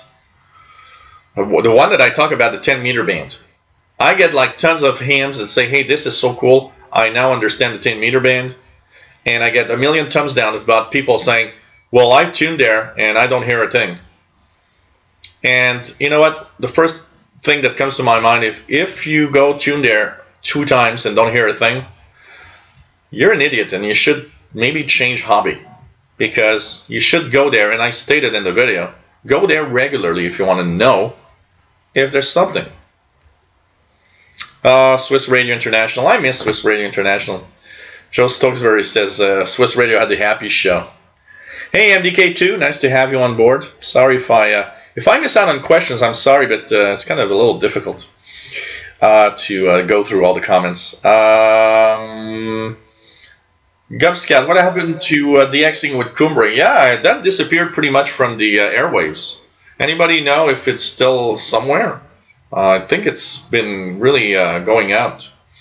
Kelly Taylor says VA3RAC on 7180.4. Let's check it out. 7180 for VA3RAC. I don't know if I can hear it. VA3RAC Ottawa, Canada. S 5x9 in Texas. Here it's probably jumping over me. I'm not hearing anything. And so, you know. Yeah, I'd like to have some kind of hardware stuff for VLF. Yeah, me too. Jim Kaysen says, my GE Super Radio Type 2 was a great radio for a reasonable price. Did you ever try one? I've got the Super Radio 3 here. And did the mods to make it better, and it's an amazing. I gotta say, it's an amazing performer. And you know, you're just giving me the idea here. I haven't taken out my Super Radio 3 in such a long time. I should take it out tonight and tune around. Super Radio 3 is an amazing receiver for sure. MDK2 says, by the way, I got Auckland, New Zealand involvement for the first time this morning. Having trouble sleeping and heard it around 10:20, 10:50 UT. Wow, that is cool. That is cool. So, HFSDR Radio, Tony NYC46. Hello there. Welcome to the show. Subs usually operate on the HF military band. The data, the use is not monitorable. I have a sub from Canada on my channel. Oh, cool. VLF is technically below 100 kilohertz. Yep. Anything that is below 100 kilohertz in general. Frequencies tend to use very, very low frequency ranges for when they are underwater, because submarines, if they use regular radio communications, the only really good frequency range that goes down to the depths of the ocean water are below 20 kilohertz. So a lot of submarines are in the below 100 kilohertz range because that's where they basically can send signals below water. So a lot of them are using that. Harvey Baudet, nice to have you on board, says favorite shortwave radios are the Zenith Transoceanic 1964 and Realistic circa 1989 using a Sangean with little success. So what type of Sangean you got? Just my curiosity. Ray, you know what? I've got enough of one cat. I got to say, when I got DX, I love DX, but I got to say, it's a little more than I thought it was to get a cat. And I got to say also, when DX goes out and doesn't come back for 8 hours, I start worrying, and I was like, man, I worry every time DX the cat is gone for too long. I'm going crazy. MDK2 says, my daughter wants your cat for herself. Everybody wants this cat. I mean, everybody sees the cat and it's like, wow, I want to have this cat. So, hello there, HFSDR Radio, Tony, NYC46 from sunny Florida. Lucky you. Oh, Nick Casalino says, looks like my cat, so you have a similar looking cat. I love DX, I gotta say. And everybody's saying hello, DX. Hey, Flora and SSL, nice to have you on board. Happy holidays to you too. Pretty cool. Nice to you too. And by the way, my Super Radio 3, for those that don't know what they are there's a series of General Electric radios called the Super Radio. And it had separately tuned sections. So it was a more advanced AM/FM radio than the regular cheap AM/FM radios you get. And they made 3. They made the Super Radio 1, and it was a very popular radio for DXing because it is an amazing performer on medium wave and on FM. They made the Super Radio 2, which also was very popular. And then they made the 3, but the 3 had a few flaws, including some had the speaker terminals on the wrong kind of reversed, and it made bad reception, more noise. So I checked mine because there were a few things. The dial calibration on the Super Radio 3 is horrible. It's like totally out of range.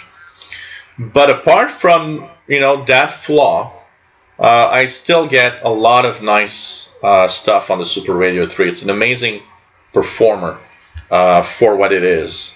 So I can tell you. Nice to have everybody here. So let's check out here.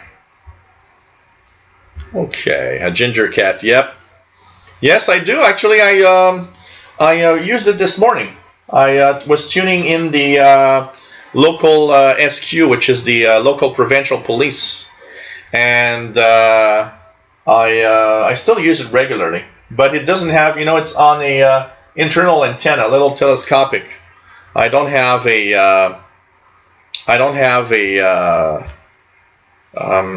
outdoor antennas on it for sure. So oh, that's possible. BBYODMP says coal mine workers also use VLF. That's possible. That's possible. I can tell you that.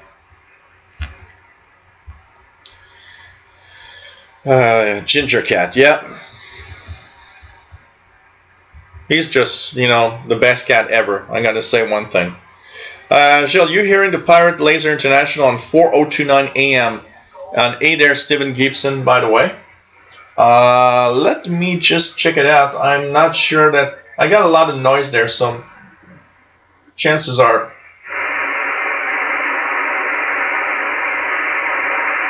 Nope, nothing at all. Not even a peep of anything that looks like some kind of a broadcast. So that's for sure. That's interesting. When do I have echo and sometimes not? Because it's the same. It's always the same thing. That's weird. I have echo. Maybe when I talk on the other side. Now I'm going to check out here. I think the microphone should be okay. Let me just check it out here. I'll put in the microphone. So DX wants to explore the radio world. Let's hope that he doesn't break anything. So let me just check. I'm gonna plug in the wireless mic. So the echo should be gone with that. So here we go. And so you are watching the Shortwave show from Montreal, Quebec, Canada. My name is Gilles. You know, I always forget to say where I'm from. And a lot of people say, well, I want to know where you are from. So DX the cat is there. And that's typically... here we go. DX the cat now moving on. Okay, so I'm going to put the wireless mic now. I haven't heard Wolverine in such a long time, Stephen Gibson. I can tell you that. So, 2 seconds, guys. I'm just going to plug in here. And to make sure that the wireless mic works. Yeah, that's okay. And I'm going to try to pass the microphone here. The microphone, wireless microphone I have is a Movo WMIC50. And I'm very, very pleased with it. So, and it does a very good range. I can tell you that. I can go up to the balcony in the backyard. You're still going to hear me. So let's try it out here. I'm going to do a little test. There we go. Let's check out if it's working fine. I'm just going to check. Sometimes it doesn't start right. 1, 2, 1, 3. Yeah, pretty cool. So let's continue on here with the live show. Sorry it's taking time sometimes for some people to answer some stuff. Oh yeah, that probably would. Yes, real Donald Trump getting views of YouTube video with putting the thumbnail when DX the cat is in it. Yeah.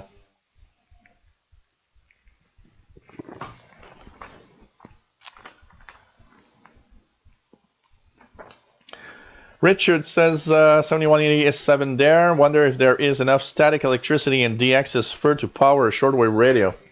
I can tell you one thing is lately with the heating inside, the humidity is so low that it's just gonna, I touch DX and we zap each other with, static electricity.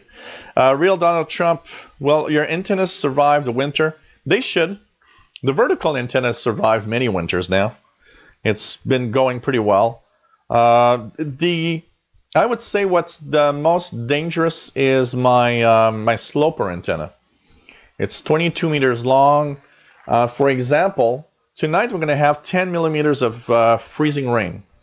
That means tomorrow morning it's going to be, a big wire. It's going to be much heavier, and I'm going to see that the wire is bending a little bit.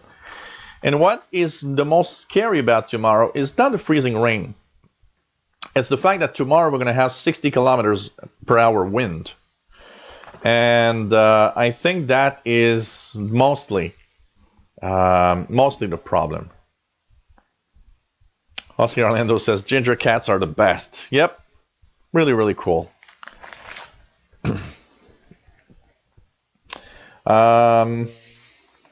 What was there? Let's check here. Jerry says each year the residents of McMurdo Station in Antarctica celebrate Christmas by singing Christmas carols to the remote Antarctic field camps on HF radio. This year we are asking ham radio operators and shortwave listeners around the world to listen in and email shortwave listening reports telling us how far away the carols are heard. It listed on 7995 kHz upper sideband on 24 December 2014, 2300 hours Zulu. I'm going to have to try that just for the fun of it.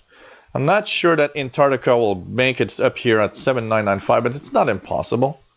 At 2000, so you guys, if you want to try something, The McMurdo Antarctic Research Station, 7995 kilohertz upper sideband, 2300 hours Zulu on 24 December. That's Christmas Eve. So hope that we can, Can I turn the camera out the window for a few seconds? Yeah, for sure. For sure. I'm just going to check out if we can do a little fix here. Oh, there's something jamming the... here we go. So, I don't know. You guys see more of my Christmas lights than anything else right now, but let's just move this towards the window here. So this is what it looks like outside right now. Sorry about the difficulty. And so snowy. It's not snowing right now, but it's going to start snowing this evening. A little snowstorm.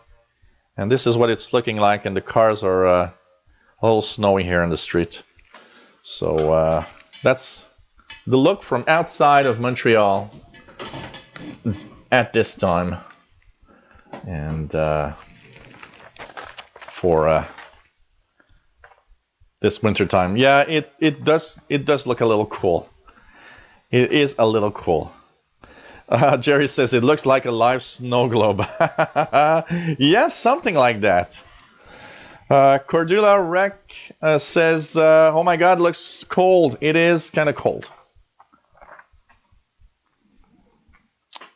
Oh, that's possible. John Young says submarines don't transmit on very low frequency or extremely low frequency. They just received. John Young says, I moved my antennas to the attic to avoid weather and bird strikes. So, and there's not a lot of loss. Yeah, it's fun. Attics are not too cool. So, yep, Amazon sells them. And I bought this because, of course, I needed to have a better microphone for the live shows.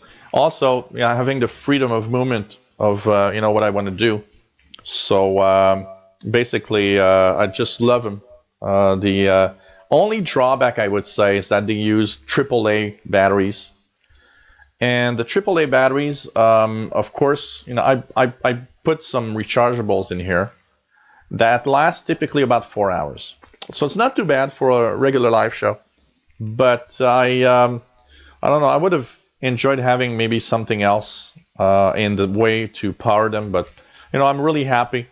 I bought them on eBay from a guy in California, a store in California that sells wireless mics. I believe on eBay, I remember seeing them on Amazon. And I think on eBay it costs less than it costed on Amazon, so that's why I bought them on eBay basically. So MDK says Wolverine wasn't on last week or the week before, so chances is good to be on tonight. Actually, I'm wrong, was on 2 weeks ago. Yeah, I haven't heard. Wolverine is I hear him or I don't. And I hear him with a huge signal when I do, or I don't hear him at all. So Joe Stokesbury, would a static shock short out a receiver? Yes, it can if you touch the antenna. Say that you have a portable receiver and that you're full of static and you touch the antenna. You can zap the input transistor, that the first RF amplifier often. You'll zap the circuit. And your radio is going to be deaf. And I've seen a few people that happened. They actually touched the antenna and it zapped their. And by the way, if you guys use a laptop computer and have the touchpad, I use the touchpad only. A lot of people use a mouse, but I only use a touchpad. In the wintertime when there's a lot of static electricity. Touch a metal object before you touch your laptop. I've seen some people zap their laptop because of static electricity. So if you touch the touchpad, it can actually happen. So be careful with that. So, it's pretty... you got to be careful. Static electricity, it doesn't show, but static electricity can really damage your electronics. You got to be careful with that. Hey there, David in Barcelona. Nice to have you on as usual. And it's pretty cool. Dax Horror 74, the Griswolds, has more lights on his house. Big Fry says it's 19 Fahrenheit minus 7 in Beach Park. So here it's about, what is it now? It's minus 8 right now. Mark Voisin, nice to have you on. Looks like that out of my window as well here in Medway, Maine. So yeah, we're pretty close. So it's should pretty much be close. Look close. You should have the freezing rain, and we'll have more snow tomorrow. Ernie Turner, nice to have you on board. The DX have his fur coat on? Yes, he does. I can tell you that. He's fluffier than ever. Let's put this a little higher. I hate showing off my belly. So, Jerry, having snowball fights, making angels and snowmen. Yeah. Oh, mine. Aussie says, wish we had snow in Sydney. It's fun, you know. I'm a winter loving guy, so it's not too bad. But I would say that 90% of my Facebook friends wish they would be in Cuba or somewhere warm, because they hate winter. I'm a winter lover, so it's not too bad. But I got to say, a lot of people here hate winter, you know, especially with the cold and the snowstorm. So it's Jerry says the belly is paid for. So, and you know, it's, iMapper says almost the same view from his window in Moscow. Not too bad. You guys drive in that snow, of course. There's nothing like that here. It's like, you know, we get used to it. Everybody drives in the snow here. It's, you know, we put on the winter tires and just drive. But one thing, though, Theo, is that when there's that transition period, when we have our first snowstorm, the first snow of the season, we of course have dozens and if not hundreds of accidents because people are careless. But then they get, you know, kind of a little, you know, used to the fact that, okay, we got to be careful. There's snow out there and it's not too bad. So MDK2 says, like I said yesterday, Denver got the same weather, sub-zero temps and 6 to 9 inches of snow. So, you know, I actually like to have a white Christmas. I think it's kind of cool, you know, to have a white Christmas. B-Boy DMP says, winter is amazing when you're indoors. You know, there's one thing that I always love and that I've always found cool is listening to Shortwave on a day of a snowstorm. You know, the bad weather out there, the cold weather, you're listening to Radio Australia or something, and you're like, wow, this is so cool. I'm warm inside. You have a little coffee or, you know, hot cocoa. And it's kind of cool, you know. So take care, Neil Toombs. Was nice to have you on board, and as usual. And no problem. Take care and take it easy. It's always fun to... John Young says, radio helps keep you from sliding around in your car with other idiots when it snows. So good night and take care. It's always fun. And by the way, I just want to take a little moment here to talk about the next live shows that we're going to have, because, you know, we're getting into the... I have the moments here around the shows of the holiday season, because of course we're having the holiday next week. Next Saturday is Christmas Eve, and then we'll have New Year's Day and New Year's Eve on Saturday 31st. So technically, the next show for Saturday would have been December 31st. Of course, December 31st being New Year's Eve, I will not be here. I will be at my brother's. And so basically, next week, Christmas Eve is my party here. No show. I'd be glad to do one if I had nothing to do. I would be happy to do one. But next week is I'm hosting the party. So December 24th is going to be my party with tons of people here and food, and we're going to have fun. And it's going to end like at 5 a.m. on the 25th. On December 31st, New Year's Eve, I'm at my brother's, so there won't be a show there. There won't be a New Year's Eve show. I do have one thing that I would like to do is like do a around-the-clock show for like the 31st to the 1st of January. Someday I need to do something like that, like start at I don't know, December 31st, and wish Happy New Year to the different regions around Earth, and do like a 24-hour thing. I think that would be kind of cool, but it's not going to be this year, that's for sure. So basically, the next radio shows, okay, I will have Friday, December 23rd, this coming Friday. We will tune the bands together. That will be the next shortwave show on this channel. So we will tune the shortwave bands and have fun.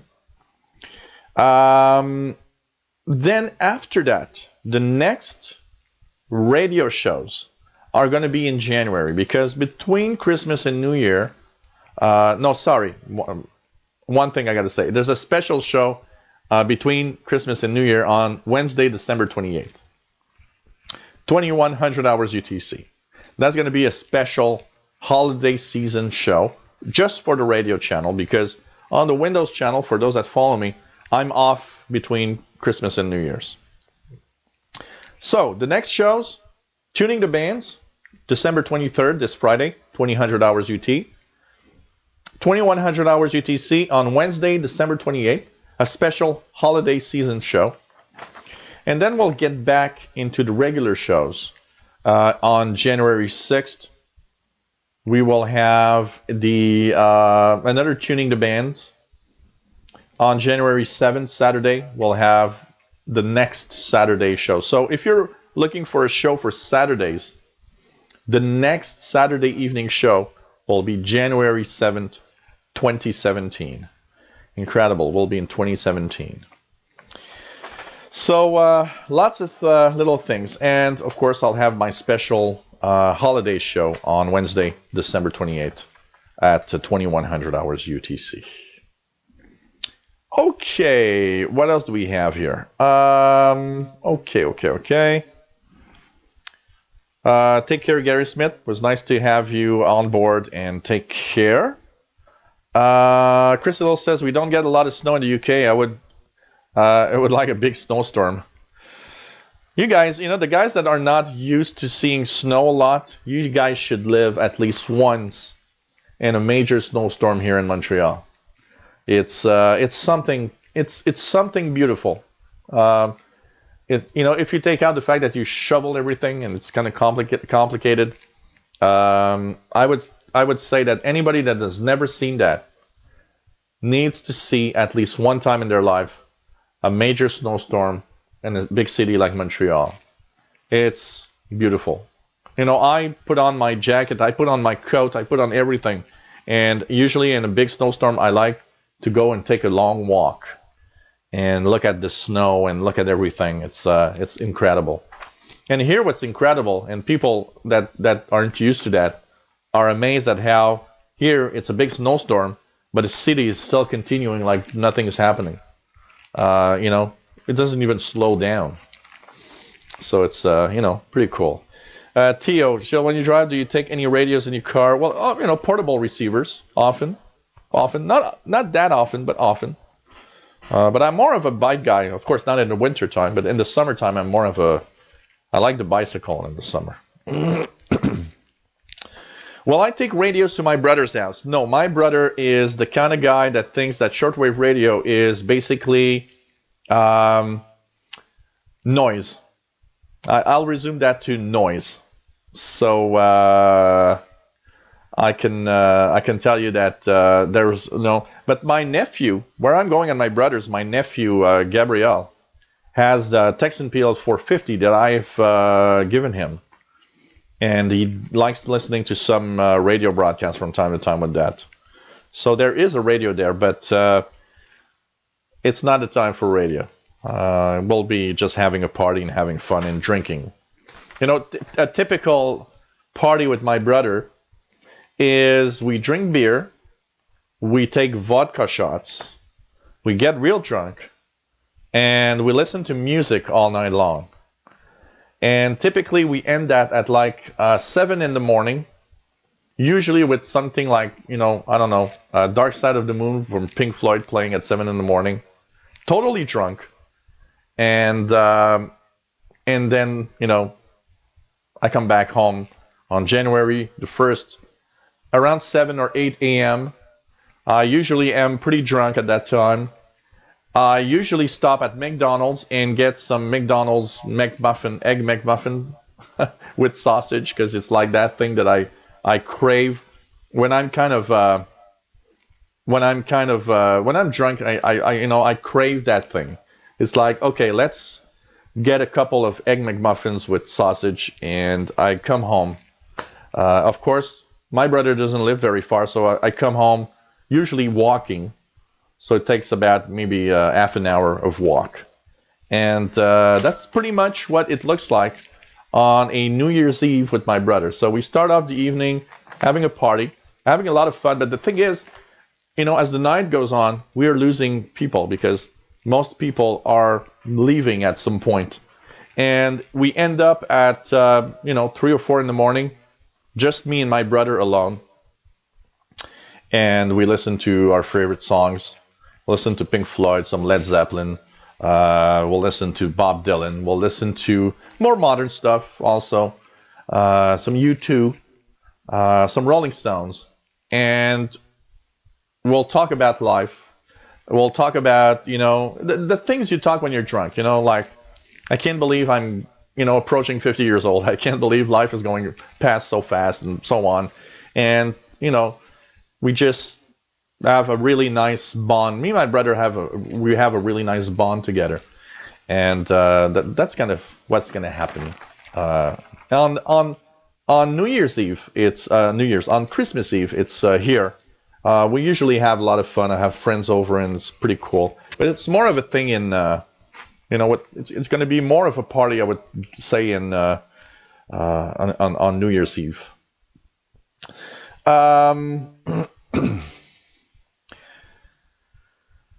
MDK2 says, I better go finish digging out while there's daylight to do it by. So if still on later, I'll be back. But if you're gone, thanks for the show.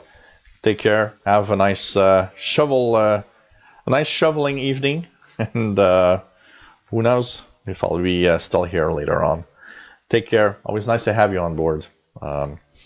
Dex Forrest 74 says, do you like Ebenezer Scrooge: A Christmas Carol? Yeah, I've watched that. It's kind of nice. It's not totally my thing, but it's nice. Yeah. Yeah, a car radio with shortwave, that would be nice. Joe Stokesbury. That would be nice. For sure. Mario DXer says there was a Sony car stereo that had shortwave. Can't remember which it was. Well, there are a few. I've seen on eBay and even I think on Amazon. There's a few radios, really new radios that have shortwave in them. So Legacy Lost, nice to have you here. Says ever try a BST1 car shortwave? And that question goes to Joe Stokesbury. Oh, that's interesting. So maybe those are kind of the new ones, basically. So Calvin says, hey, Joel, everyone was listening earlier coming back in the car. Oh, man, nice. Yeah, with a car shortwave antenna. The guy goes on the road and has a 200 feet wire hanging in the back of the car on the highway. Oh man. Legacy Lost says it is a neat and small SDR box with remote displays on FM RDS radio. Oh, that's nice. Calvin has a 706 MK2 in the car for DXing and listening to shortwave. That's cool. So yeah, there's a lot of noise sources in the car. That's true. So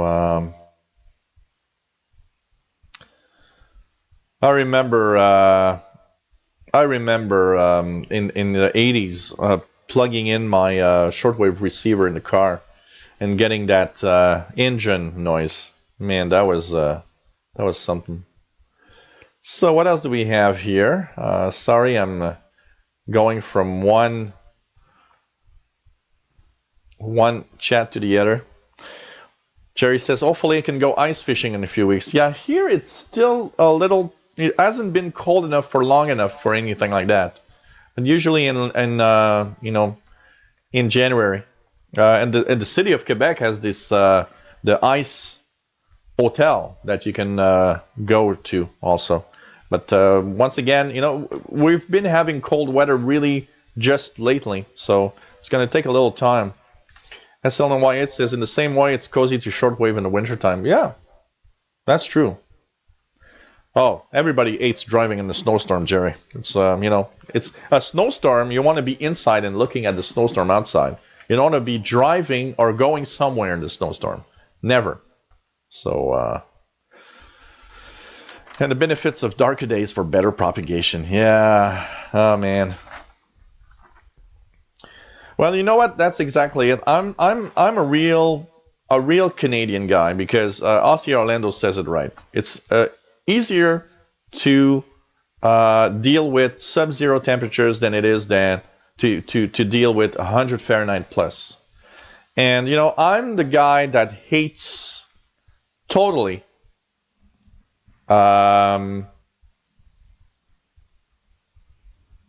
the warm weather. When in the summertime it's like 90 Fahrenheit, I go crazy. I am the guy that at 90 plus Fahrenheit, I'm sorry, but I'm inside in the air condition because I can't stand the warm, really warm weather. My kind of warm weather, my kind of summer, except for when I go to the beach. When you go to the beach, you want to have 90 plus. That's okay. You want to have 30 Celsius or more. But when you're at home or when you're just outside doing things, I want to have 70 to 75, 20 to 25 Celsius. That's what I want to have. That's good temperature. But if I have a choice between 30 Celsius all day or minus 20 all day, I'll settle for minus 20 because at minus 20, you put a real good coat on, you just dress warmly, and you deal with it. Can tell you that. Jerry, I haven't eaten a poutine in such a long time, I can tell you that. A very, very long time. Hey, Stephen Cooper, nice to have you on board. Cool. No problem with being late or anything. It's okay. It's okay. Yeah, exactly, Aussie Orlando. Nothing like a greasy meal when you're drunk. And you know what? Every time I eat, and everybody's laughing at that, but every time I get real drunk, which doesn't happen very often, but every time I get real drunk, when I go and eat some McDonald's before going to bed, I'm never sick. And I actually feel better the next day. And I was telling everybody that. It's like, you know what? When you're drunk and you're afraid you're going to be really, really sick, go eat some McDonald's. I tell you, it's like, I don't know, it blocks everything. It's just like, you're not sick anymore. Midnight shortwave crisis, yeah. I'm more of a Star Trek guy, Jerry. I'm more of a Star Trek thing. So, for me, Star Trek is cool. Star Trek is what I like. Star Wars is not that much of a bag. That's not much what I like. Of course, I did watch the last Star Wars on Netflix, and I did find it interesting and nice to look at. But I got to say that I'm not much of a Star Wars fan. I'm more of a Star Trek fan. So, nah, I'm not much. I'm one of those Canadians that ain't watching hockey that much. The only times I watch hockey is when they could win the Stanley Cup. Apart from that, I don't often do it. SLNY8 says, one cure for preventing hangovers, eat a bit of food, drink 1-2 full glasses of water. Yeah, well, one of the worst, the problems of hangovers is because we're dehydrated. So sometimes what I do when I go to a party and I know I'm going to drink a lot is every time I go pee, because, when you drink alcohol, you go pee regularly. So every time I go pee, I make it a rule to also drink a big glass of water. It's like, all the water that I've just peed, I'm going to drink a glass of water to compensate the loss of water for that. And when I do that and I respect that rule, in general, the next day I'm pretty good. Pretty good. Well, if I'm really drunk, I'd have to be really, really drunk to choke on, of course. I always remember that Led Zeppelin guy. What was the name of the drummer that died because he was too drunk? Can't tell you that. Okay, let's go into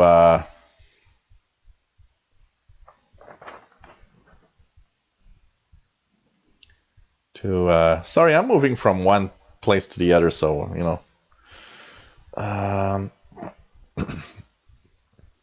Okay, so let's continue on the other chat. Crystal says, me and my girlfriend love to cuddle up and watch Home Alone. It's a brilliant Christmas film. Yeah, there are a few Christmas films like that are interesting. Here in Quebec, we have a public channel, and one of the very popular holiday-themed TV watching is that they have what's called Ciné Cadeau, which means your movie gift, if you want. It's a Christmas time only thing, and they play cartoons, but they play like Tintin or Asterix and Obelix. They play some with the Daltons, stuff like that. And that has been playing here in public television since we were, I was 10 years old, and I remember I was watching these movies with Tintin and Asterix, Obelix, and all of that. And because we all grew up with that, every year the public TV station in Quebec, for the 2 weeks of holidays, they play all of these old cartoons that we just all love, and that is kind of really, really something cool. But we all have our Christmas thing. There's an album. It's funny because there's a music album that I love that in my head is a Christmas album. It's not a Christmas album, and I'll tell you the reason why is Sting, Nothing Like the Sun. I love that album. That's one of Sting's best works. For me, it's a Christmas time album, and the reason why is because I got it as a Christmas gift back in 1989 or something when it was released. And because I listened to it like a gazillion times during the Christmas holiday season, for me, Christmas music, part of my Christmas music experience is listening to Nothing Like the Sun from Sting. But mostly because Susan in California in the email is there and saying hello, by the way. And she asked me, what's my type of Christmas music? My type of Christmas music was defined mostly by my mom. My mother would have been, 86 years old this year? She listened to Bing Crosby, to Nat King Cole, to Andy Williams, Doris Day. So my Christmas spirit music, I don't want to have the modern stuff. Me hearing White Christmas sang by, a modern artist of some sort. I don't care. I don't want to hear some oldies sang by, a recent artist. I don't care about that. I want to hear the old stuff. And I feel that the whole Christmas music from the old times has such more feeling. Maybe because I was young and it reminds me of when I was young. So for me, listening to Christmas music is listening to Bing Crosby's White Christmas, Nat King Cole's Christmas song. These are the songs that I want to hear. I don't want to hear some, modern artists singing that. I want to hear the original ones from the time. One that I particularly love is David Bowie and Bing Crosby together. That sings Little Drummer Boy. That's an amazing, amazing performance. So it's pretty cool. David in Barcelona says, when we had the big snowstorm here in Barcelona about 8 years ago, the city went into chaos. People got trapped wherever they were in public. Transport failed. Streets filled with snow. It ain't Montreal. Here, Here we have an army of trucks. Here we have one law in Montreal. When 4 inches of snow fall on the ground, they actually activate the full trucks and everything, and we get the snow out of the streets. And we just had we had about 7 or 8 inches of snow last week, and it was removed this week. So it's not in the street now. The white you see here is what fell yesterday and today. So here it's like, life as usual. It's amazing, really amazing. Calvin says, any snow here in Ireland is closed. Mad Radio DX, same here in the UK. One drop of snow and everything stops. It's pretty amazing. David says, I use my comm radio CR1 along with my mini whip antenna in the car. Works pretty well. Cool. That's cool.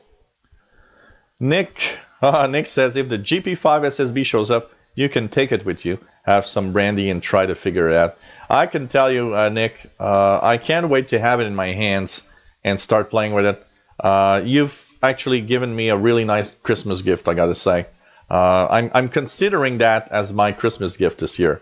So it's gonna be nice, and I can see myself. You know what? I'm gonna sound crazy, Nick, but if I get it this week, I even thought about just putting it under the Christmas tree and having to wait until Christmas Eve to open the box and get the receiver out. Because it's like, okay, it's going to be like I'm having a little Christmas gift here.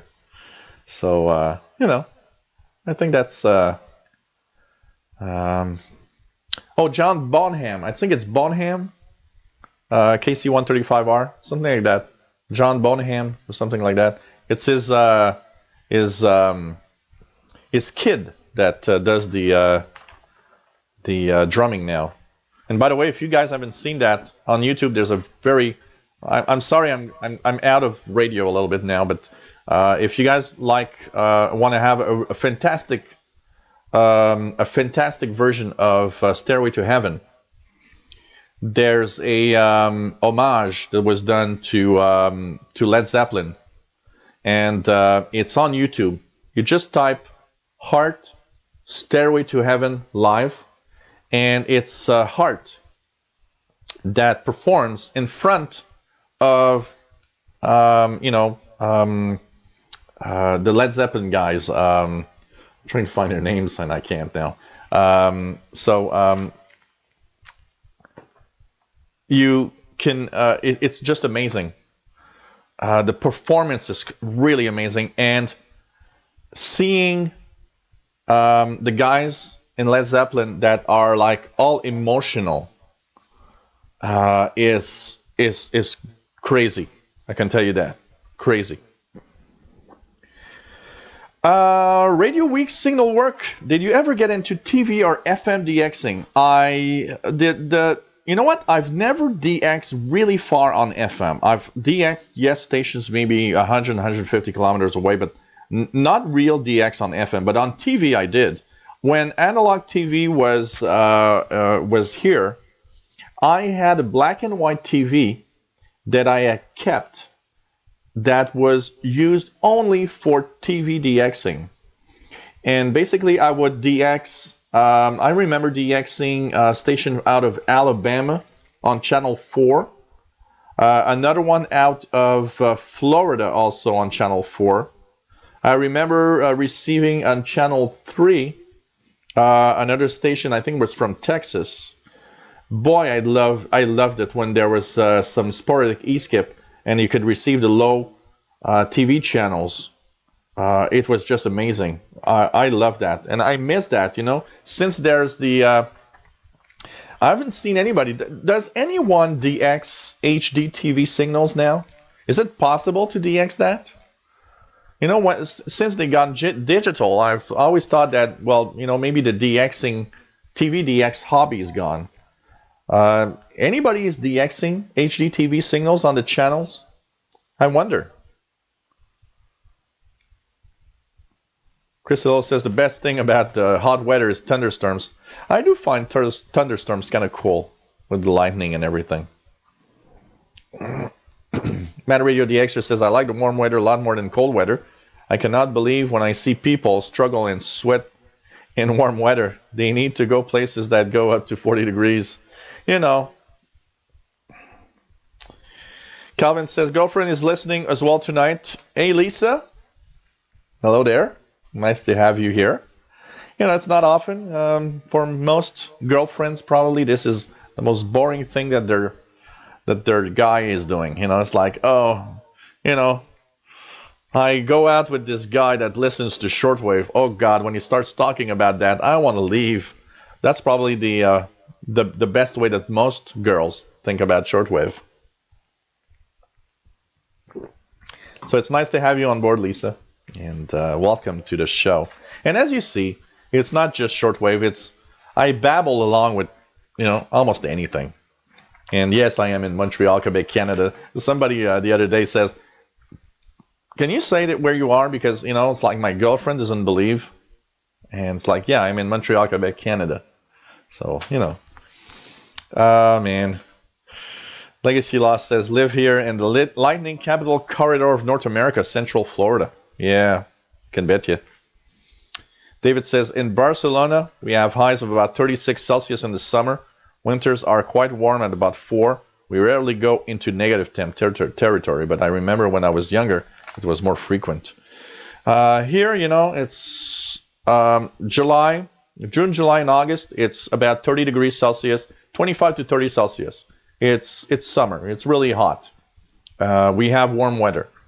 In December, January, and February, we have like minus 25 degrees Celsius. Really huge difference. Joe Stogsberry says, Home Alone is great for shortwave listening. That Home Alone movie, by the way, reminds me of one of my favorite movies for radio, and it's Jodie Foster in Contact. I mean, wow. David says, I prefer cold weather a bit more. It's easier to escape from. When it's hot in the summer, I sometimes find I cannot get rid more clothing, but I still feel like melting. Yeah, that's kind of the thing here. Man Radio DXer says, Tintin is great. Got a lot of comics and DVDs. Also got the Asterix and Obelix comics. Yeah, I love that. Can tell you that. Gotta love that. Yeah, Jimmy Page, Robert Plant, thanks. I got like I don't know. I've got a blackout here. I know their names like this every time everybody asks me, and now I don't know. Maybe it's the camera thing. David says, Tintin is great. I love how accurately everything technical is depicted in the comics, from aircraft to radios. I love that. I love Tintin. I love Obelix. They're part. I had all of them when I was young, and I remember when I was home and I was bored, I'd take a glass of milk, cookies, and I'd sit down on the couch. I'd take one of the Tintin or one of the Obelix, Asterix, Obelix, and I'd just read it through, and that would fix it. If I was bored, that would fix it. I can tell you that. Hey, Legacy Lost, take care. It was nice to have you on board, and hope to see you again. 73. Joe Stokesbury says GP5 SSB sounds cool. Yes, it does, and I'm really, Man Radio DXer is tempted to get one. So, do I like Rush? Hey, Michael Cafferty.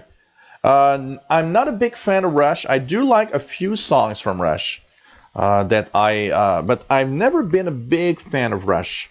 I'm not a big fan of what is too progressive. So, Rush. What do we have? The band.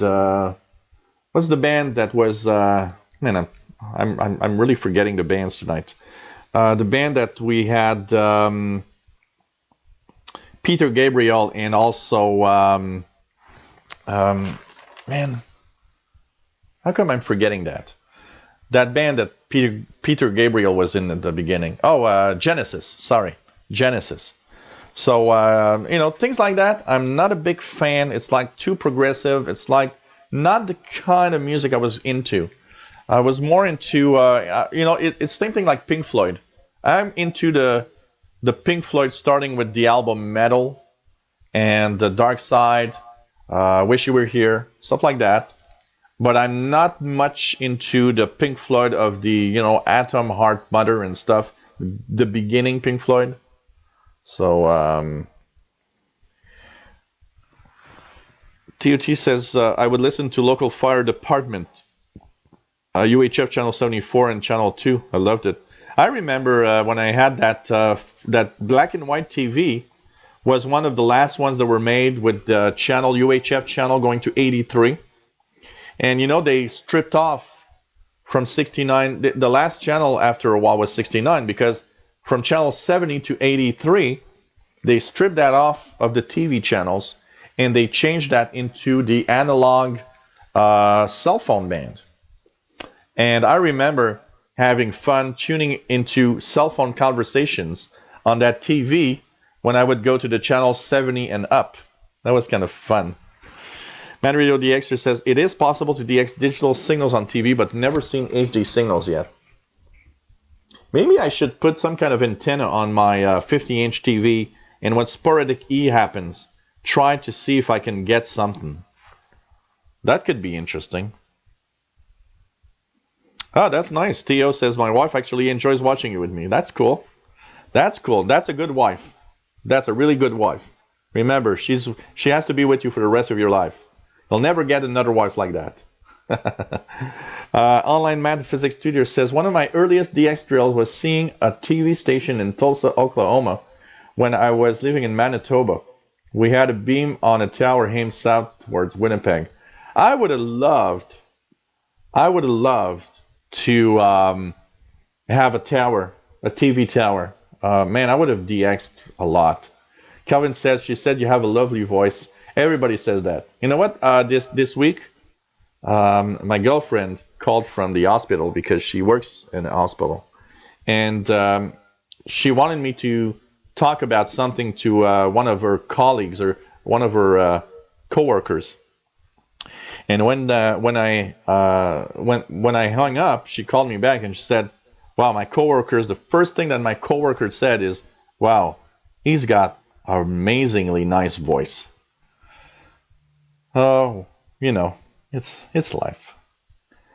What else do we have here? Oh, Last Christmas by Wham. I don't like that. I never liked Wham. You know what? Wham is one of those groups from the 80s that I would really hate. I was the guy that hated Wham and never wanted to have a Wham song. And I never wanted to have a George Michael song. I could not. And the funniest thing is today, when I hear, any Wham song, or if I hear something like, Fate from George Michael, stuff like that, it's like, yeah, okay. And probably because it reminds me of when I was a teenager. But man, when I was a teen, I remember my best friend was a big Wham fan. And I was like, are you crazy? I was a big Duran Duran fan.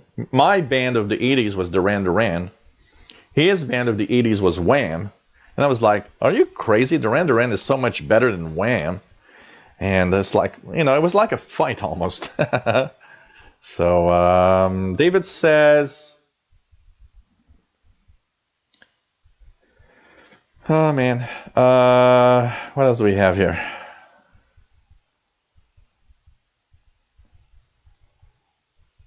Last Christmas by Wham is a song I like. That David likes it. There's what I hate about Last Christmas by Wham is that they made a remake with Justin Bieber. And here in Canada, the only damn version we hear is the Justin Bieber one. And I just can't stand that. Okay, if I have to listen to Last Christmas, please put the Wham song, not the Justin Bieber song, please. I can't stand Justin Bieber. I hope he stops singing or something. I don't know. David says you need quite a high signal strength to decode DX digital TV signals. Yeah, that's what I guess. Maybe it's very, very difficult to DX. Crystal says, my girlfriend is fantastic. She is supportive of my hobby. Now that's a great girl, I can tell you that. Like Nick says also, Chris, you better keep her. Oh, man. Theo says, did anyone ever put their cable TV wire to the antenna on their FM radio? You pick up radio stations from elsewhere. Someone told me that's a sub-carrier FM. It's cool. Well, most cable TV providers have FM stations on it. It's part of the cable TV signals. So that's why if you plug in your cable TV into an FM radio, you get all these FM stations. Here I don't know if it's still they're still doing that, but I remember in the 90s, a lot of people would do that. They would listen to the different signals of FM. A lot of FM stations. You'd get like 10 times more FM stations. So man. Yeah, but you know what? Metal, Mad Boy says metal is like, quite progressive rock, but it's not as bad as some other album. So 73 is Joe Stogsberry. It's nice to have you on board. DX the cat is hungry. He's looking at me with these little eyes of, I'm hungry and you're here and you're not giving me food. DX. Not giving me any food. Rammstein. I like... there's a few songs that I like from Rammstein. So... it's okay, David. Even if you liked Wham's Last Christmas, I'm still going to be your friend. So... no, I think it's the other way around, KC135. Metal came before Dark Side. While they were doing metal, they already had the ideas for the song of Dark Side of the Moon. So metal is like 71, 72. Dark Side is 73, something like that. But I'm pretty sure metal is before Dark Side, not the other way around. We need to check that on the internet. Yes, I probably do have a voice for radio. Pretty much everybody on the phone, everybody on that just doesn't see me and hears my voice say, look, you got a great voice. I have a voice for radio, probably, yes. So, Man Radio DXer says he liked Wham as a kid. Yeah, I don't know. We always have these bands that we like and we hate. Wham was one of that I just hate. I was I don't know. In my teenage years, I was a big fan of Duran Duran. I was a big fan of Pat Benatar. My 80s best would be Duran Duran, Pat Benatar. What did I listen to? Men at Works. I love Men at Works. I loved what else would I would listen to? I would listen to a ton of things, but okay, I love Cyndi Lauper. I loved what would I would listen to? I'm trying to remember here, but I loved a lot of stuff. I'm a big music fan, so I pretty much everything I enjoyed. But Pat Benatar was one of those artists. Fleetwood Mac is one of those artists that I love. Just amazing. Um, How about the Pogue's Fairy Tale of New York? I don't know that. Doesn't ring a bell.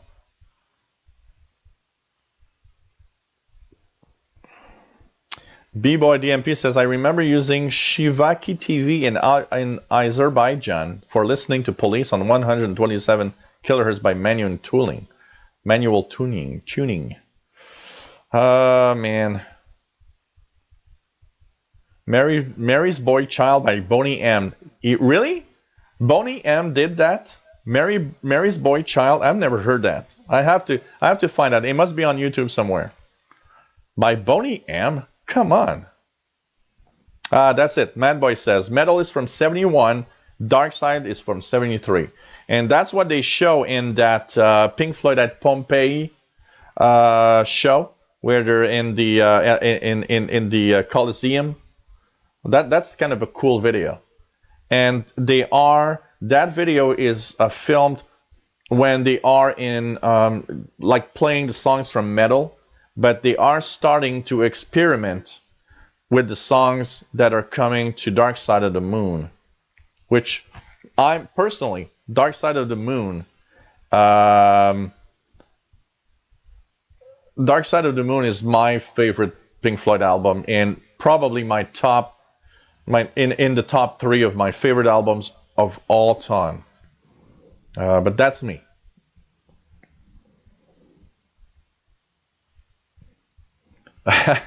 David Crystal says hello to Yax.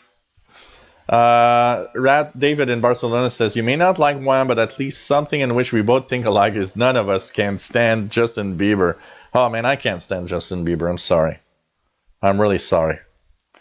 Really, really sorry. Oh, Backstreet Boys, I can't stand either. I'm sorry. Backstreet Boys, I could not at all.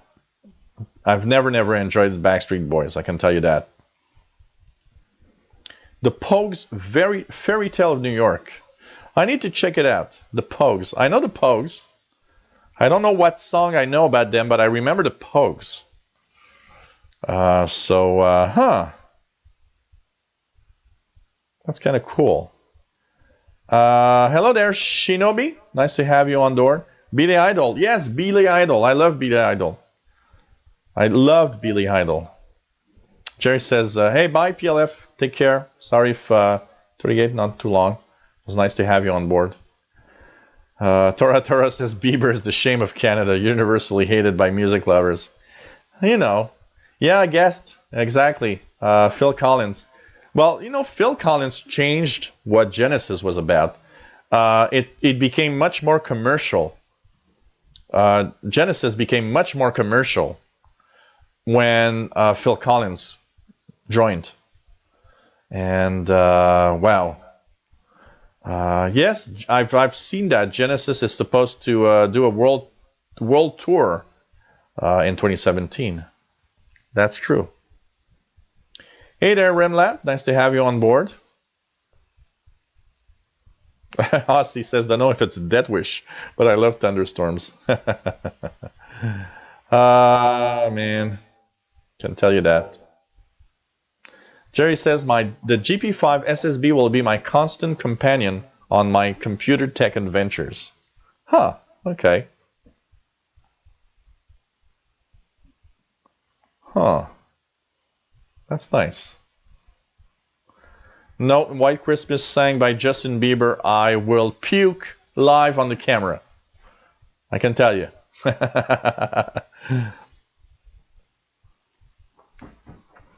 SLNY8 says Metallica's Ride the Lightning is the same as my Sting album.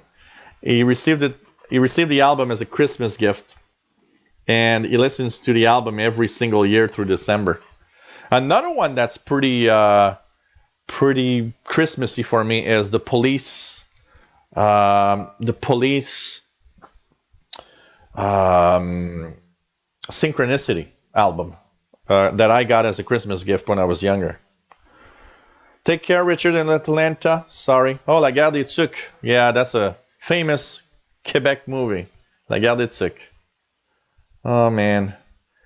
Guest says the Beatles' White Album is a Christmas album for him. Huh, that's interesting. Yeah, John Bonham. That's it. Have you ever done illegal drugs? Yes. Anything else? You know, I'm not. A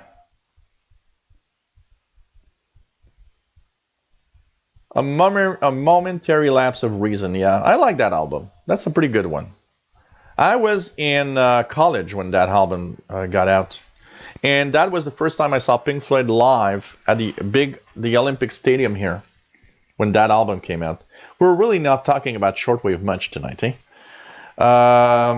Yep. Down Under, yeah, Daxpar 74, Down Under, and I had almost all of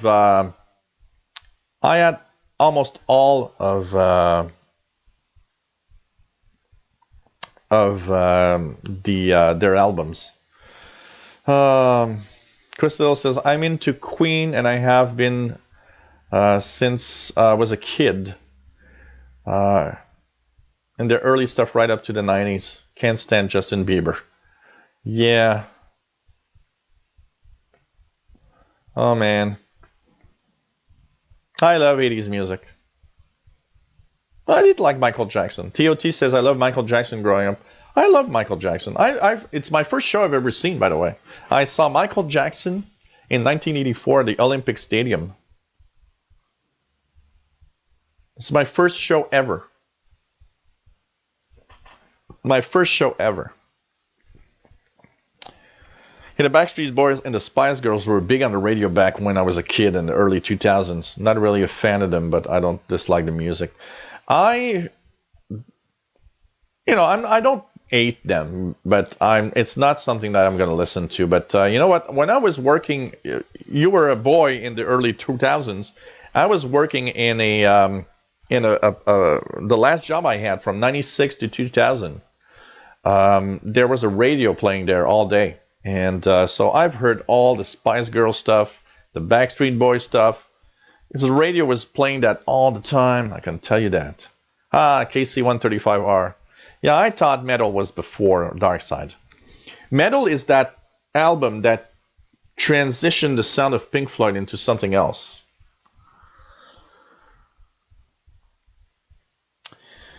Jimi Hendrix. Hey, Bitman EV, yeah, Jimi Hendrix. I had my Jimi Hendrix moment when I took my guitar lessons. And I remember in 1989, I wanted to be the greatest guitar player in the world. That was my goal. In 1989, I was 20 years old. I had my guitar lessons. I was going to music school. And I remember that I wanted to be the biggest, like a big star, and rock the world, and go to, these big tours around the world. Man, and I'm doing some YouTube stuff talking about Shortwave and having 47 live people watching. So, Madboy says Metal is favorite, but I guess that stems more from Echoes being the first Pink Floyd song I heard. Echoes is an amazing song. What I remember about Echoes is the first time I heard it, I was alone, and it was rather dark, and I started listening to Echoes, and it sounded great. But that middle part with all the weird sounds? I actually turned on the lights, because it just scared the hell out of me. It sounded like something out of a horror movie. Oh man, Justin Bieber sings a Pink Floyd song. I want to ban him from Canada, okay? Radelva65 says 6180. Radio Nacional de Brasilia, say S9. Let's check it out. Usually comes in well here. Radio Nacional Brasilia. Yep. Let's check out 11780. It also comes in well here, usually. Here we go. TOT says 6180 is S9 in Toronto. Take care, Bobby Burgess. It was nice to have you on board.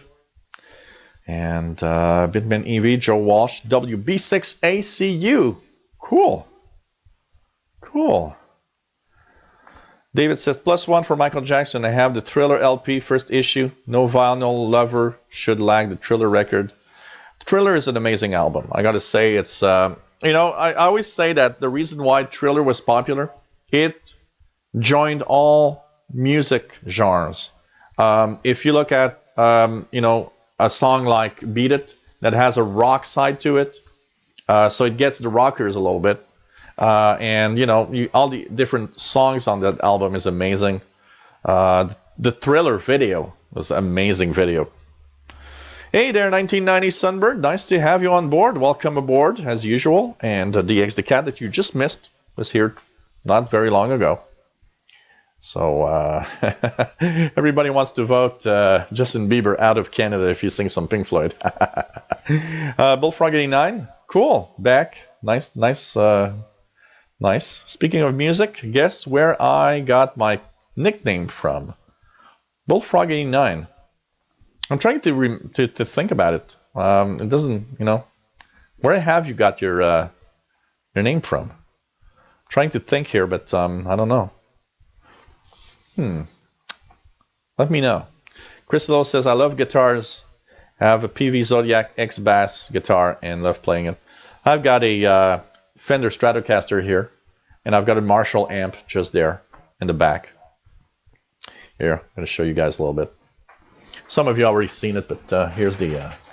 So it's not facing, but sorry for the cloud and everything, but there's a Marshall amp, and there's a...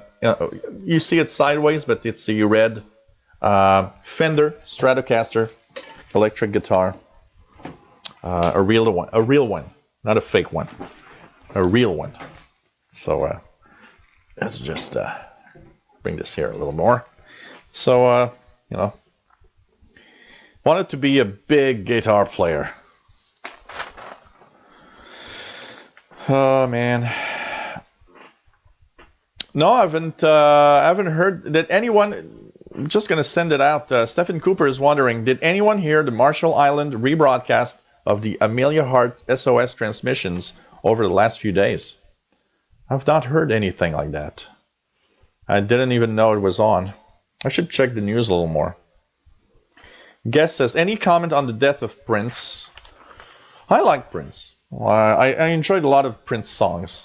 When I was young, I remember enjoying, you know, I like Raspberry Beret. That's one of the great songs from Prince. Purple Rain, great album. Any comments? You know, I don't like commenting on the death of any artist because it's your private life. You know, it's just your private life. And we have it's none of our business what they did and what happened.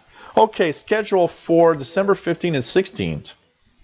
So there was these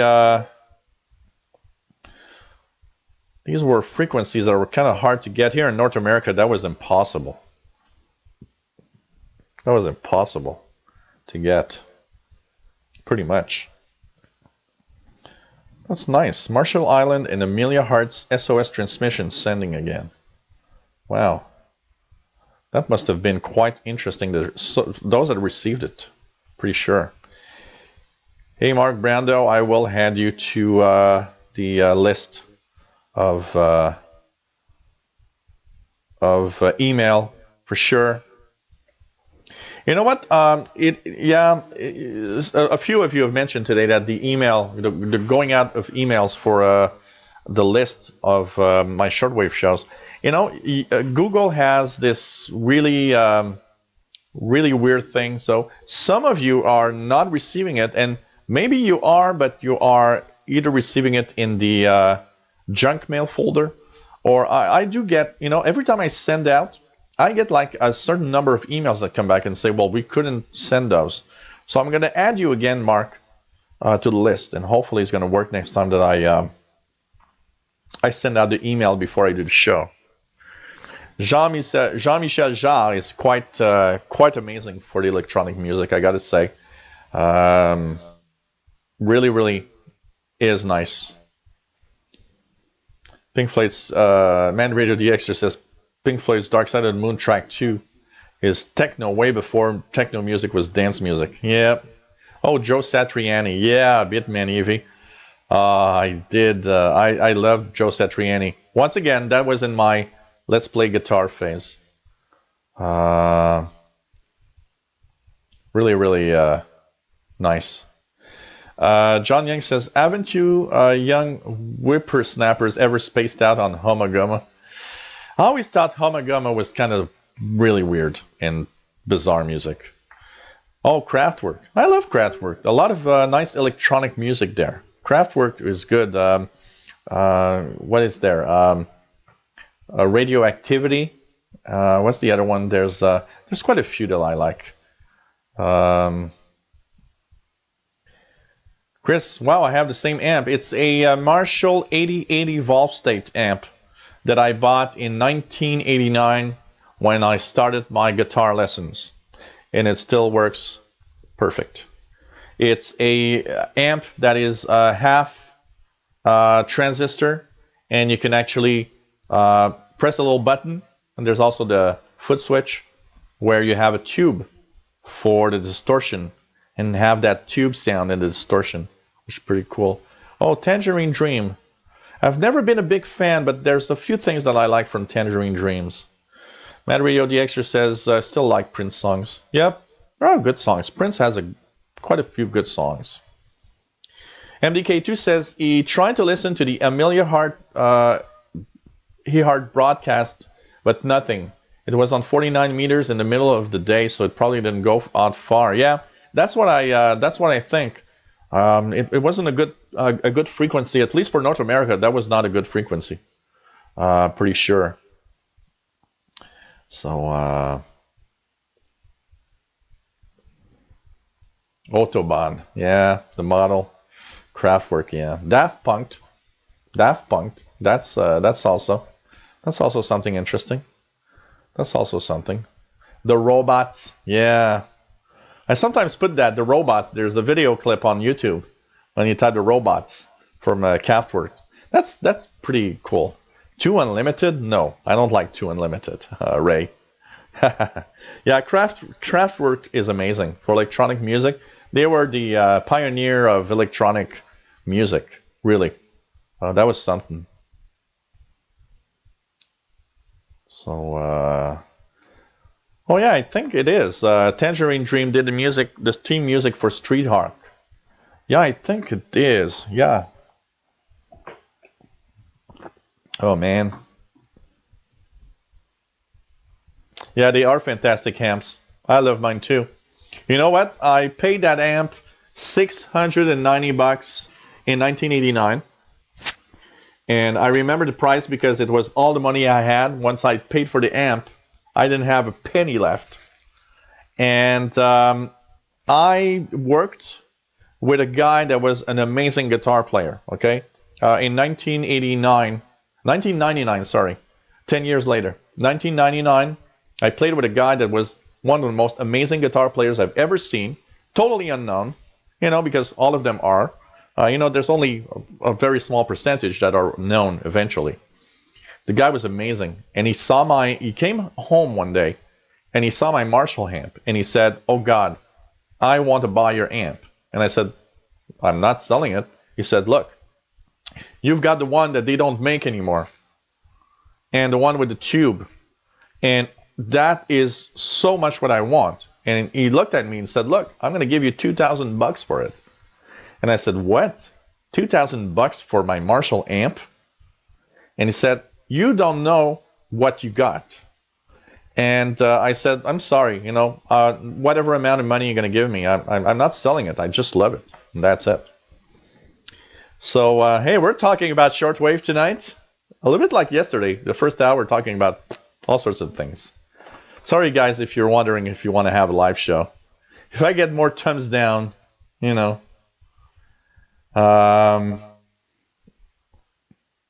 don't know. You know what, Guest? Guest has a great question. Why can't tube amps be replicated with MOSFETs?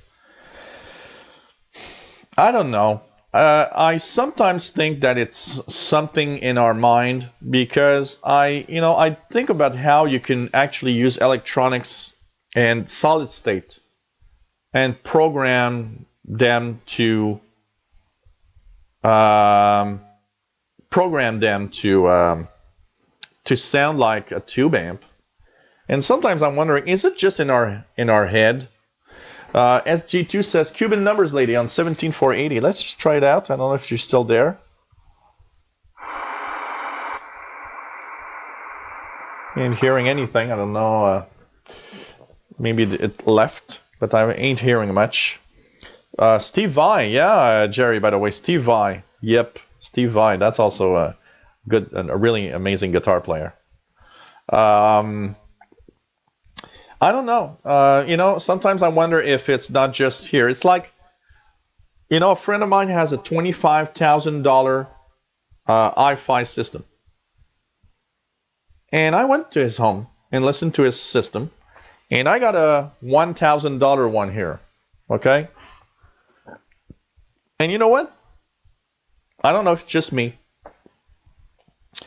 I didn't say a thing. I said, wow, it sounds great, but I didn't see that much of a difference out of his $25,000 system from my $1,000 system here.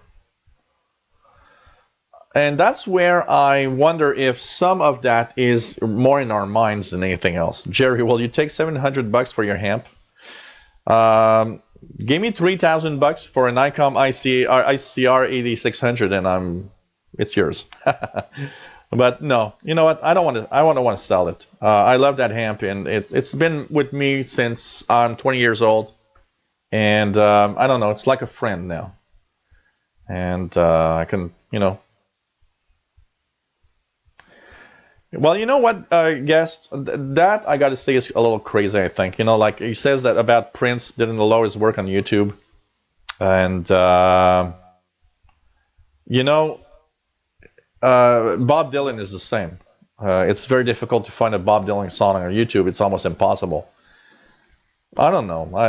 I think that's going a little crazy. I think it's going a little crazy. So, yes, Eddie Van Halen was the guitar player on Beat It, Jerry. You're right. And David Lee Roth, that's pretty much when David Lee Roth left. David Lee Roth left, and he went on to do his own. I gotta say, if you guys have seen David Lee Roth's California Girls, it's we gotta say that it's one of the most beautiful music videos. And Ted Nugent, best guitar player all. That's Southern Illinois San. Everybody has its favorite guitar player all the time. My brother will tell you that Jimmy Page is the best guitar player of all time. I gotta say Eddie Van Halen is a pretty good guitar player, but I don't want to jump into that who's the best guitar player thing. TOT says I grew up to Gino music like Little Susie. As all my friends were Italian Ginos. Oh, man. Wow. Amazing. Amazing. KCR35R says, in my opinion, best track Floyd was Comfortably Numb. It's a good track. It's a good track. The whole Wall album has a very, very unique sound to it, I gotta say. Bitman EV says he will never sell my lag bass guitar. You know, we have our little, you know. So, what else do we have? I want to talk about a few things. Let's go into radio a little bit because you know we've been on for 3 hours and we probably talked for 20 minutes of radio and have 2 hours and 40 minutes of anything else. And it's cool, you know. I don't really mind. But you know, maybe somebody that wants to watch a radio show might say, "What the hell? It has nothing to do with shortwave radio." A few things I want to mention that are interesting for the holiday seasons. Of course, like I said, WTWW on 5085 with Christmas music in the evening. I don't know if they're on right now. Let's just try it out to see if I hear anything. Just noise, but hey. There's OF9X, which is a very interesting station. It's from Santa Claus World in Finland, because if you guys know or don't know, in Finland there's a Santa Claus World, which is a town that's kind of really transformed into a all year round Christmas village, and there will be the station OF9X transmitting throughout Christmas up to January the 1st. They're already transmitting. I've tried a few times and haven't heard them. They are on many bands. One of the frequencies you might try for is the 20-meter band, around 14225, OF9X. They're really at the north point of Finland, and that is really a special Santa Claus operation, and they can talk to children, and basically it's like having Santa over the shortwave bands. Those in North America at 0130 UTC every night this month, 3916 kilohertz lower sideband. There's the SantaNet, where they encourage amateur radio operators to bring their little children and ask Santa what they want to have for Christmas. So 3916 kilohertz lower sideband, 0130 UTC. So check that out. Maybe you can listen to that. I'll try it out this week for sure and try to post a video about it.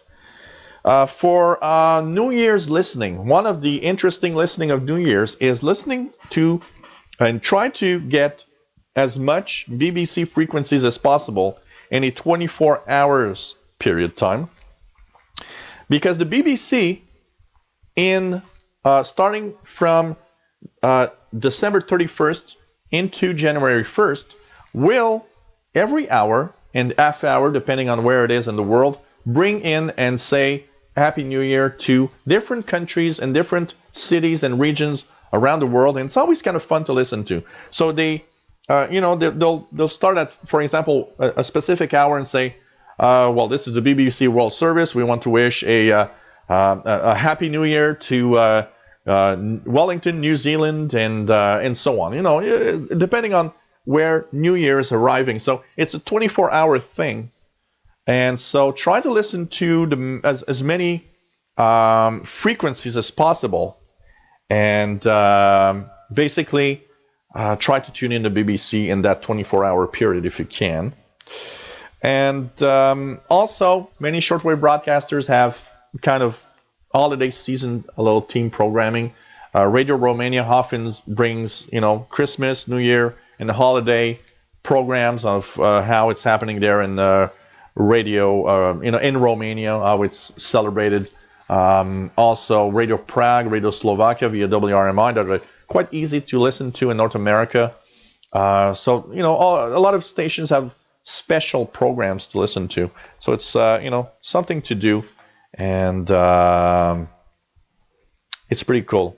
KC135R is you mean the Santa OF9X, the Santa station, or is that what QSO you had? Pretty cool. And that's kind of cool. If you had that Finland station, pretty cool.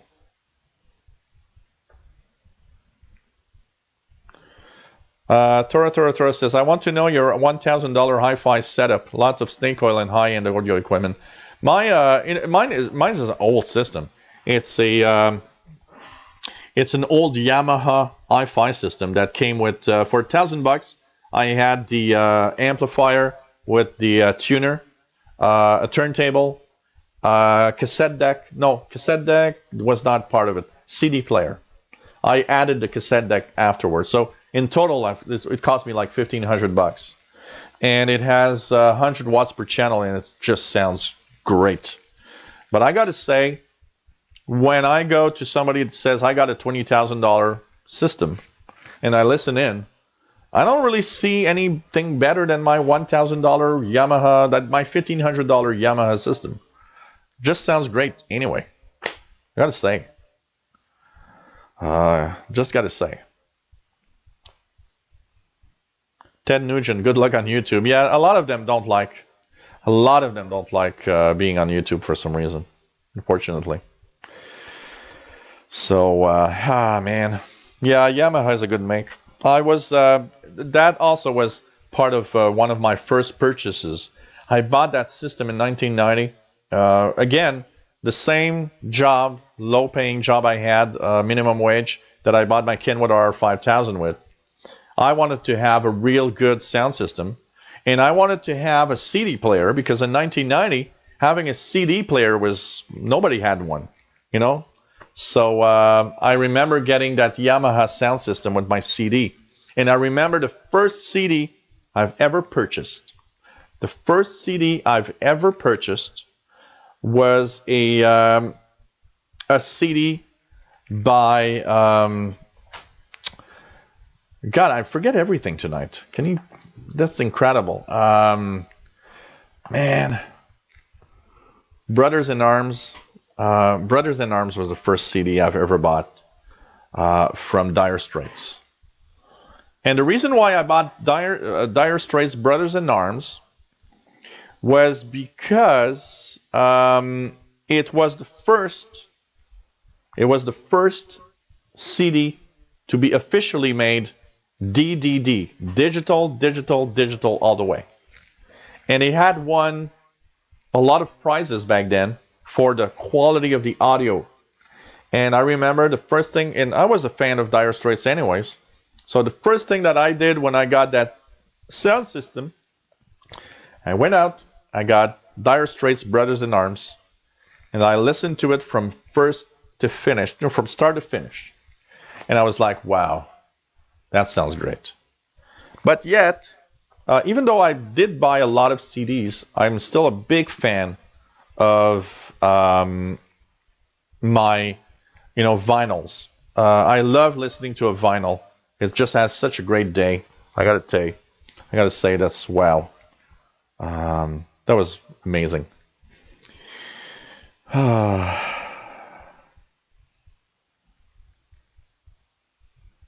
Yeah, MDK2. You know what? MDK2 says he posted recorded a pirate that played the Nine Moves by Bob Seger and got removed. The audio was removed. I have at least 10 or 12 shortwave videos that I've posted. The audio's removed because mostly of pirate stations that played some music, and YouTube just said, "Hey, we can't let the audio go through on that station. It's impossible." David says Technics SLDD20 turntable, Rega Mini Phono A2D phono preamp, cassette deck is a Pioneer, main unit a Sony, VCR's hi-fi audio is Panasonic, and 2 realistic tapes. Oh man, pretty cool. Pretty cool. Yes, Mad Radio DXer. YouTube has already an algorithm that really is amazingly fast in recognizing everything. An example, if you post 2 videos exactly the same, it immediately tells you, oh, we already have that. If you post music videos, it takes... when I post a pirate station video that has some music in it, it takes approximately, I'd say it takes about 5 minutes, even less. And in that 5 minutes, it's going to say, oh, we're sorry. This video contains music. You cannot monetize it. It's extremely fast. I'm amazed at how fast it is. Bitman EV says monitoring 14225, no signal. Yeah, they have a specific schedule. So they seem to be, they're not round the clock. But I think monitoring 14225 from time to time for that Santa station. I'm going to try to listen to it. They were on today. I looked at the log. They have a log on the online. And if you Google Oscar Foxtrot 9 X-ray, OF9X, in Santa Claus, you will see there's a page where they have a log of stations. And they were on today, but they stopped around something like 14:30 UT. So I don't know. So oh man.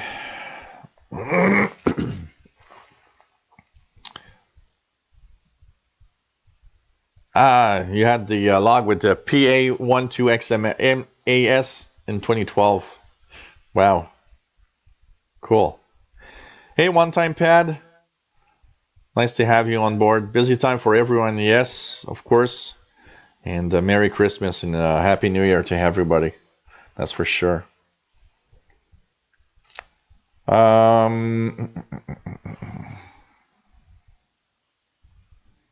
nothing is gold-plated anymore. It costs too much money. Jerry says, my Lafayette KT200 is a former name for Kenwood. Yeah. One thing for sure, things today are not made and done in the same way. And you know what? What I find actually amazing is in our era, in our times, we wanted to get the best sound system for the quality of audio. I remember buying a $200 pair of headphones in 1989. That was a lot of money for the best sound possible. And I look today at the young generation listening to music on their iPhones with their crappy iPhone earbuds. And, I hear that it's not very good quality compared to what I listen with my sound system, for example. And you know what? It's like the young generation today is like not into high fidelity music. It's in, I want to have music and that's it. And I don't care if it is just okay. I just want to have my music. That kind of baffles me a little bit. It's like today they're like, I don't know, So, Radio Week signal work. The Sentinel 3916 I mentioned, lower sideband. It's 7:30 p.m. Central. That's 0130 Universal Time, basically. So, yeah, that's true, though. I got to say, Man Radio DXer, you're right. The Walkman with cassette, that was the iPod back then. And they didn't have, cassettes did not have that great a sound. There was always that hiss in the background. But boy, it was fun making those music tapes, those mixed music tapes, and sharing them. That's pretty cool. No, 3916 in North America is in the amateur radio frequency range. 3916 is inside the 80 meter band. 3500 to 3999 is 80 meter band. Here in North America, maybe you guys in Europe, it's different. So it is still in the 80 meter band. So, Dolby, I had that. I remember, David, Dolby kills hiss. I remember I bought a Walkman in 1988-89, and it had a little switch Dolby. And I remember I would put the Dolby, and the hiss would disappear. Oh, man. So, yeah, in the UK, maybe in Europe it's different. Here in North America, it's inside the amateur band. You guys there in Europe, there have the more of a who's texting me right now? More of a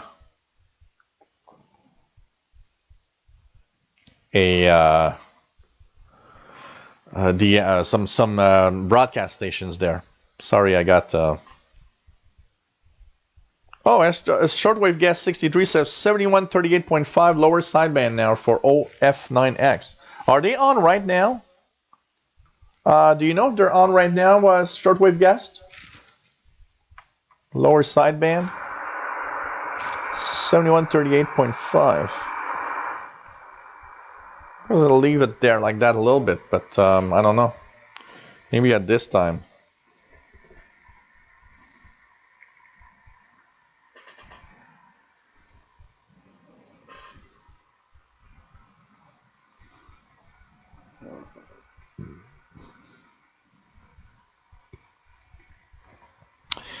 So hey guys, Stephen Gibson says yeah, they were on the DX cluster. Okay, cool. That's cool. So 71 38.5 lower sideband. I'm not hearing anything right now, but thanks for the tip. So it seems that they're on right now. Thanks, Shortwave Guest 63. Pretty cool. So hey guys, we've been on for 3 hours and 20. Hope you enjoyed today's show, which was oriented more towards music and stuff, but we did get our info. I had this to talk about, and we went through. So, hey, I want to say thanks everybody for being here. It was really nice. For those that I won't see, I want to wish them Merry Christmas. For you and your family, think about the people that are in need. There's a lot of people, you know, that will be lonely, that don't have a lot of money, and you know, just have a nice little thought. Maybe do a little gesture towards somebody that will, you know, maybe need it. You know, it's something that to think about. Next Friday we have Tuning the Bands, 2000 hours UTC on Friday, the 23rd of December, and of course we have our special holiday show on Wednesday, December 28th at 2100 hours UTC. Take care. Hey, LU4ZS from Antarctica on 7148 lower sideband. That could be a nice DX. Just sending that out. 7148 lower sideband LU4ZS. I actually hear something in the background. I'm going to monitor this a little bit. So take care, everybody. Have a nice Christmas for everybody that I won't see. If we don't see each other during the holiday season, have a really great New Year. I hope 2017 brings everything you want. Brings, you know, more money, more friendship, love, health, which is the most important thing. And I want to say thank you to everybody. Hey, Philip Briggs from Brazil. Take care. And thank you, everyone. Thanks for being here. Without you guys, there wouldn't be a show. So, bye-bye. Jerry says, got 7148 lower sideband. I'm hearing some stuff. So, bye, everyone. Always nice to have everybody here.